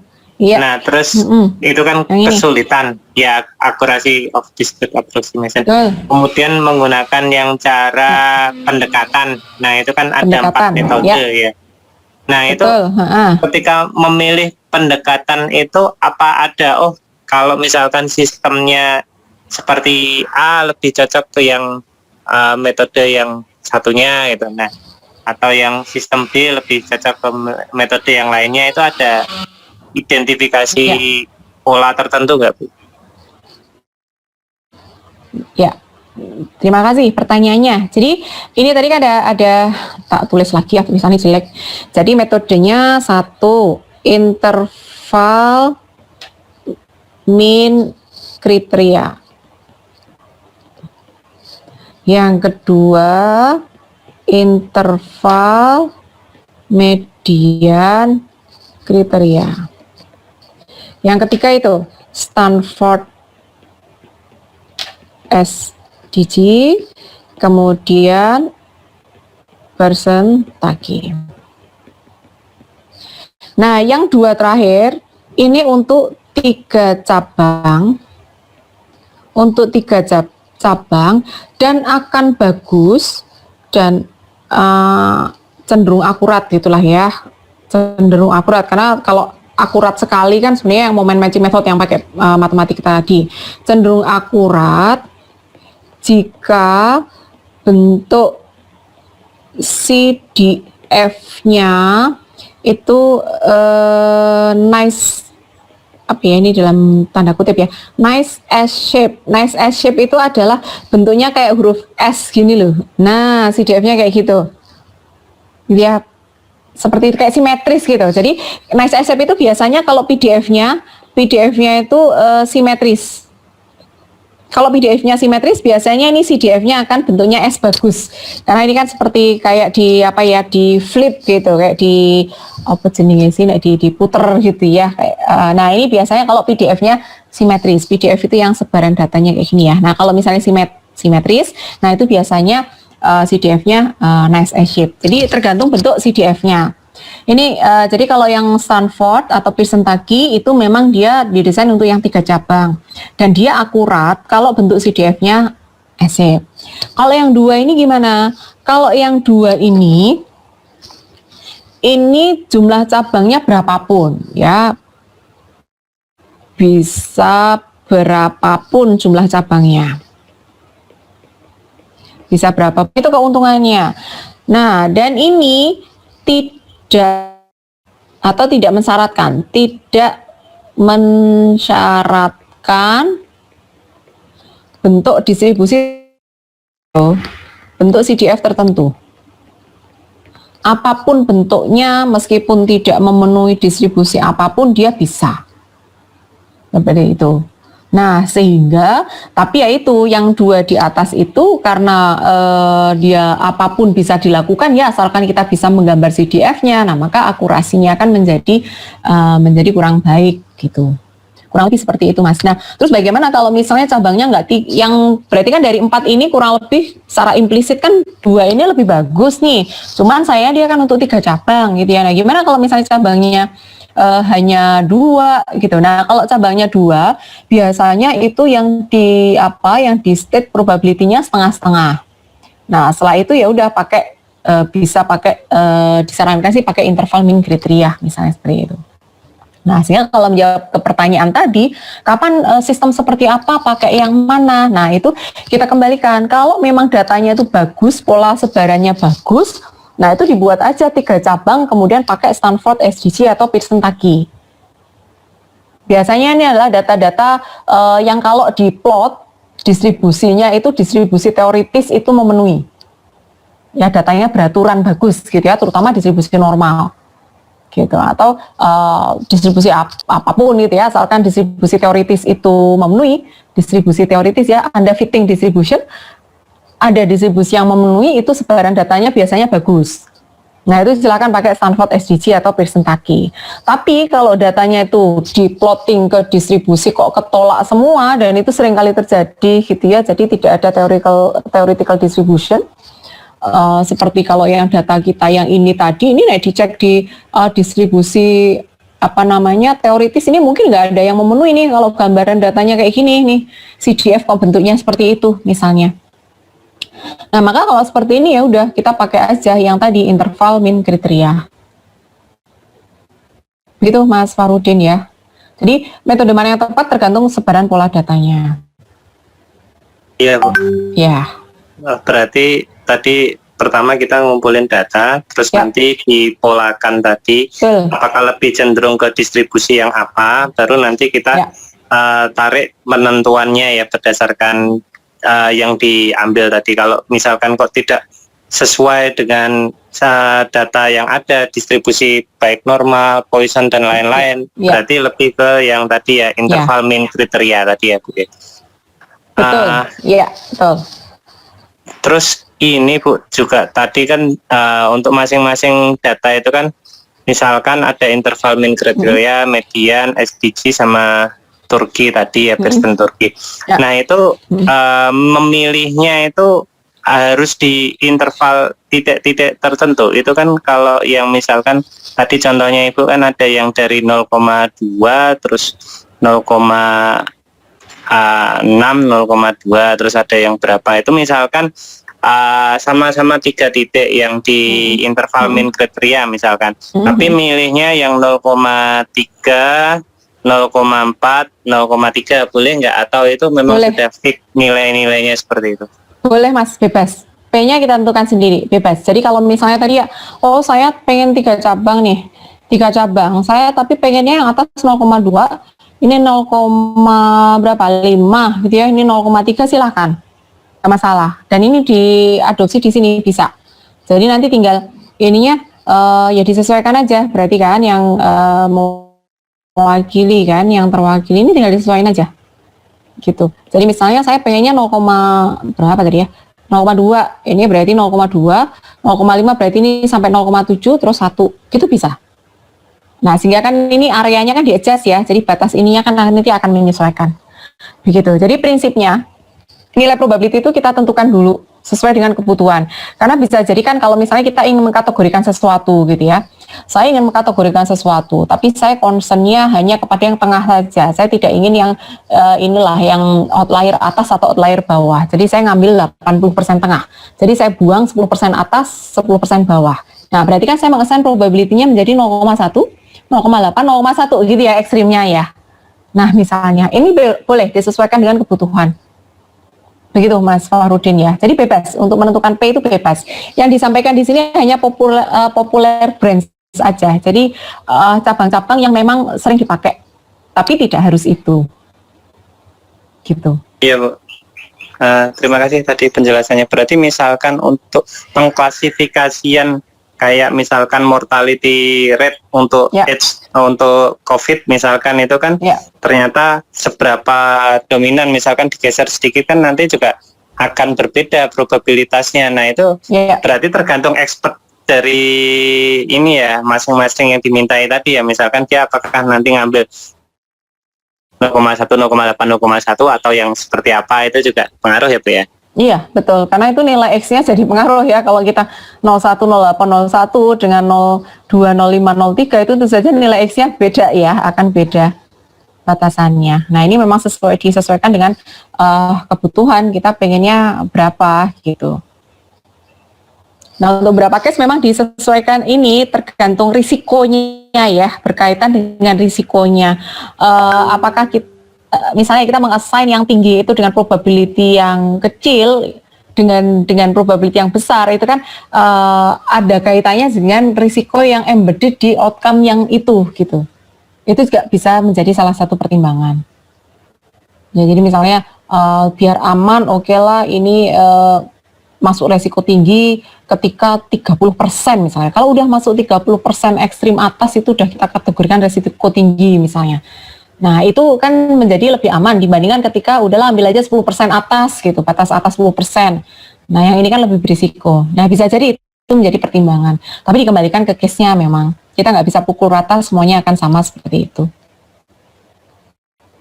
Untuk pengambilan titik, Bu, itu Ya. tergantung apa ya, Bu? Pengambilan titik itu ya tergantung P-nya, Mas. Jadi misalnya ini kan P-nya gitu. Terus misalnya tak geser ya. Awalnya P-nya itu menjadi P1-nya tadinya kan di sini. Terus P1-nya itu ternyata saya geser ke atas, agak ke atas. P1-nya saya geser ke sini.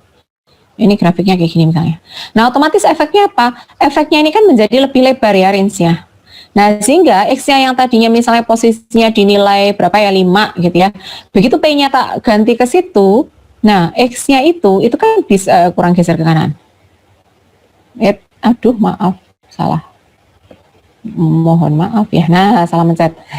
Ya. Ya, sebentar. Ini misalnya garisnya kayak gini. Nah, ketika ini saya lebarkan, P1-nya saya naikin, misalnya tadinya 0, berapa tuh 0,2 misalnya ya. Terus ini saya ganti 0,4. Berarti kan lebih naik lagi. Ketika lebih naik lagi, bayangkan ini kan jadi batasnya di sini nih. Batas P1-nya kan jadi di sini. Begitu ya. Ketika batas P1-nya di sini, berarti kan luasan area yang akan dinilai kan di situ. Jelas nggak? Saya hapus ya yang bagian ini aja. Supaya bisa dibandingkan. Daripada saya buat baru lagi, nanti nggak bisa dibandingkan. Oke, misalnya ini adalah nilai awal. Terus saya geser P1-nya tidak di sini, tapi di 2 kali lipat. Misalnya awalnya 0,2, sekarang saya dari 0,4. Efeknya kemana? Efeknya ini kan areanya jadi sampai situ. Jadi ya, terus artinya saya garis titiknya mana? Nah, yang saya evaluasi itu X-nya kan bisa jadi geser ke sini. Asalkan luasan di atasnya itu sama dengan luasan di bawah. Berarti X-nya dari X1 di sini, gesernya X1 ke sini. Nah, itu efeknya di situ. Itu ketika kita ngubah dari P1-nya yang tadinya 0,2 menjadi 0,4. Berarti X-nya kan geser lebih ke kanan. Nah, dengan cara yang sama, ketika P1-nya itu saya turunkan dari 0,2 menjadi 0,1 misalnya, nah berarti kan areanya itu lebih sempit lagi, ya. Jadi misalnya jadi setengahnya, P1-nya jadi di sini. Nah, maka ini kalau saya tarik garis ini, nah areanya menjadi lebih sempit. Saya bikin batas, nah X1-nya jadi di sini. Ini atas sama dengan bawah. Di situ, Mas. Iya, Bu. Area yang X1-nya jadi bergeser ya, Bu ya? Betul, itu. Sehingga kan X1-nya jadi bergeser gitu ya. Jadi semakin misalnya standarnya saya naik diperlebar. Tadinya yang batas bawahnya atau limit bawahnya itu hanya 20%, sekarang jadi 40%. Nah, maka yang dia kan akan menggeser ya areanya. Jadi nilai X yang mewakili itu kan akan naik. Begitu. Bu, itu berarti sama kayak ini ya, Bu, penentuan misalkan nilai dari A min, AB, AB plus juga bisa seperti itu juga ya? Bisa, ya. Berarti nanti tiap-tiap misalkan ada yang dari satu jurusan dia hanya mengambil poinnya langsung di titik tengahnya tanpa ada titik tengah yang lainnya, itu akan berbeda dengan jurusan yang lain. Misalkan dia langsung dari 3,5 langsung 4. Ada yang di jurusan yang lain 3,25, 3,5, 3,75, 4. Nah, itu berarti sebenarnya yang diterapkan hampir sama seperti ini juga ya, Bu? Ya, analog ya, hampir sama seperti itu ya. Ya, begitu Mas Farudin. Monggo kalau ada lagi. Yang lain, Mbak Intan, Mbak Olivia, ini karena cuma bertiga, jadi enak nih ya. Mbak Intan, Mbak Olivia, silakan loh kalau mau nanya. Bu, saya mau tanya yang tadi yang standar uniform itu, Bu. Oke. Tadi saya kurang mengerti sih, Bu, bagaimana dapat P sama X-nya ini. Nah, itu nanti dapat di substitusi eliminasi gitu ya, Bu, supaya dapat hasil akhirnya ini. Iya, Ya, betul. Jadi saya hapus dulu ya. Nah, ini tadi udah sampai ke persamaan-persamaannya ya. Gini kan, udah dapat persamaan-persamaannya. Ini kan kita jadi punya 4 persamaan kan ya. Ini persamaan 1, persamaan 2, persamaan 3, persamaan 4 gitu. Nah, dari 4 persamaan ini, persamaannya kan P1 plus P2 sama dengan 1.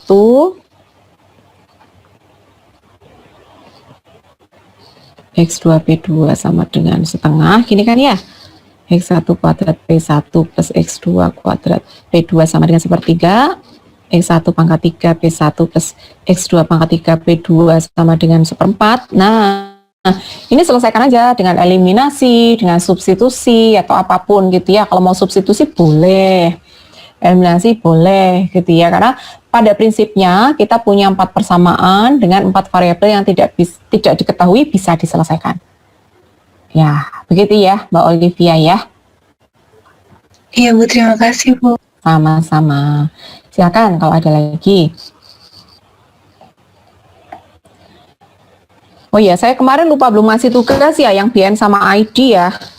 Berarti nanti tak kasih tugasnya sekalian ya, kan kita kalau misalnya selesai materi terus saya kasih latihan ya, tugas gitu untuk apa namanya ya, memastikan bahwa materinya bisa diterima dengan baik. Berarti nanti ini ya, saya kasih satu tugas untuk yang ini, kemudian satu tugas juga untuk yang materi kemarin ya, nggak apa-apa ya. Yang ini cuma satu soal kok, hanya satu soal saja untuk yang discrete approximation ini. Ini tak tugasnya ada kayak di sini ya. Saya set salah. Bentar ya. Tugasnya di sini. Oh, bukan di sama sini kok. Tugas 1. Mana ya? Nah, tugasnya cuma 1. Ini tugas yang influence diagram. Ya, ini tugasnya. Ini untuk materi yang kemarin. Terus nanti yang tugas ini tugas 2. Nah, cuma 1 kok, tugas 2. Jadi di tugas ini kita dikasih data nih, ada data istilahnya seorang itu ingin melakukan penelitian hubungan antara jumlah pohon yang ditanam sebuah rumah dengan apapun gitu ya. Yang jelas kita variabelnya hanya jumlah pohon aja yang ditanam di sebuah rumah gitu. Lah, terus itu datanya 7, 5, 7, 5, 1, 4, 12 dan seterusnya. Nah, tugas Anda adalah yang pertama silahkan buat CDF untuk data-data itu. Kemudian jika diinginkan hanya 2 kategori jumlah pohon aja, yaitu banyak dan sedikit. Nah, maka tentukan jumlah pohon yang mewakili masing-masing kriteria dengan menggunakan interval min kriteria dan interval median kriteria. Itu yang B. Kalau yang C, misalkan dibagi menjadi 3. Nah, 3 cabang. Maaf ya. Tentukan certainty equivalennya, maksudnya nilai X-nya. Maksudnya dalam hal ini adalah nilai X-nya ya. Nilai X-nya dengan menggunakan percentage approximation yang tadi barusan kita jelaskan gitu. Nah, itu aja, cuma 1 soal. Ditambah soal yang Bayesian Network Influence Diagram kemarin ya, yang tadi juga saya sampaikan. Oke, gitu ya. Nanti segera saya upload ini, deadline-nya minggu depan lah ya, cukup. Ini cuma sedikit kok soalnya. Yuk, monggo ada pertanyaan lagi? Bu, yang tadi ini Bu, apa sebab-sebab untuk terjadinya bias tadi, Ya. sebenarnya yang paling dominan yang mana ya, antara availability, representativeness, sama Dan adjustment anchoring. sama anchoring ya, itu yang paling dominan, yang paling sulit untuk dihindari dari seorang expert yang mana? Kalau mana yang paling sulit dihindari ya, yang paling sulit dihindari itu Ini saya agak sulit ya menjawabnya ya, karena ketiga-tiganya itu mempunyai kemungkinan yang sama, kemungkinan kejadiannya yang sama. Nah, untuk yang kalau di antara tiga itu kemungkinan gitu ya, kemungkinan yang sulit dihindari itu meskipun harus dites dia itu sebenarnya terkena anchoring atau enggak ya, terkena anchoring atau enggak. Cuman itu merupakan fenomena yang banyak ditemui sebenarnya ya, anchoring itu gitu. Jadi seseorang itu ketika ditanya sesuatu gitu ya, itu masih membandingkan dengan sesuatu yang lain gitu. Terkadang itu seperti itu. Itu artinya itu adalah sumber bias yang umum sih ya. Kalau mungkin saya jawabannya adalah yang paling umum terjadi aja ya, fenomena yang banyak terjadi itu adalah yang anchoring, adjustment and anchoring tadi, Mas. Begitu. Ini yang paling sering ditemui ya lo ya gitu. Karena kalau misalnya seperti availability, representativeness, itu ketika seseorang itu expert mestinya data yang dia miliki itu sudah cukup banyak. Namun ya itu fenomena yang masih sering ditemui itu adalah adjustment dan anchoring itu. Itu Mas Fahrudin. Oh iya, Bu. Terima kasih, Bu. Ya. Oke, begitu? Ada lagi, silakan. Bu, saya mau bertanya untuk tugas ini. Oh, tugas ya, boleh. Yang mana? Tugas 1, 2? Iya, Yang mana? Untuk penggambar CFD-nya nanti itu boleh, maksudnya harus manual gitu nggak ya, Bu? Atau boleh pakai? Terserah Mbak, boleh, terserah Mbak mau pakai apa? Oh iya. Mau diplotin pakai Excel ya boleh gitu ya. Jadi ada bentuk ini dalam Excel terus diplotin di Excel boleh, silahkan. Oh iya, terima Ya, kasih. oke.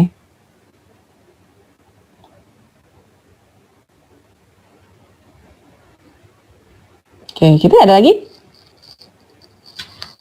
Ya, baik. Kalau tidak ada lagi, saya kira cukup ya sampai sini ya. Monggo silakan nanti setelah ada tugas, boleh nanti minggu depan kalau ada pertanyaan gitu bisa ditanyakan, bisa kita diskusikan gitu ya di kuliah.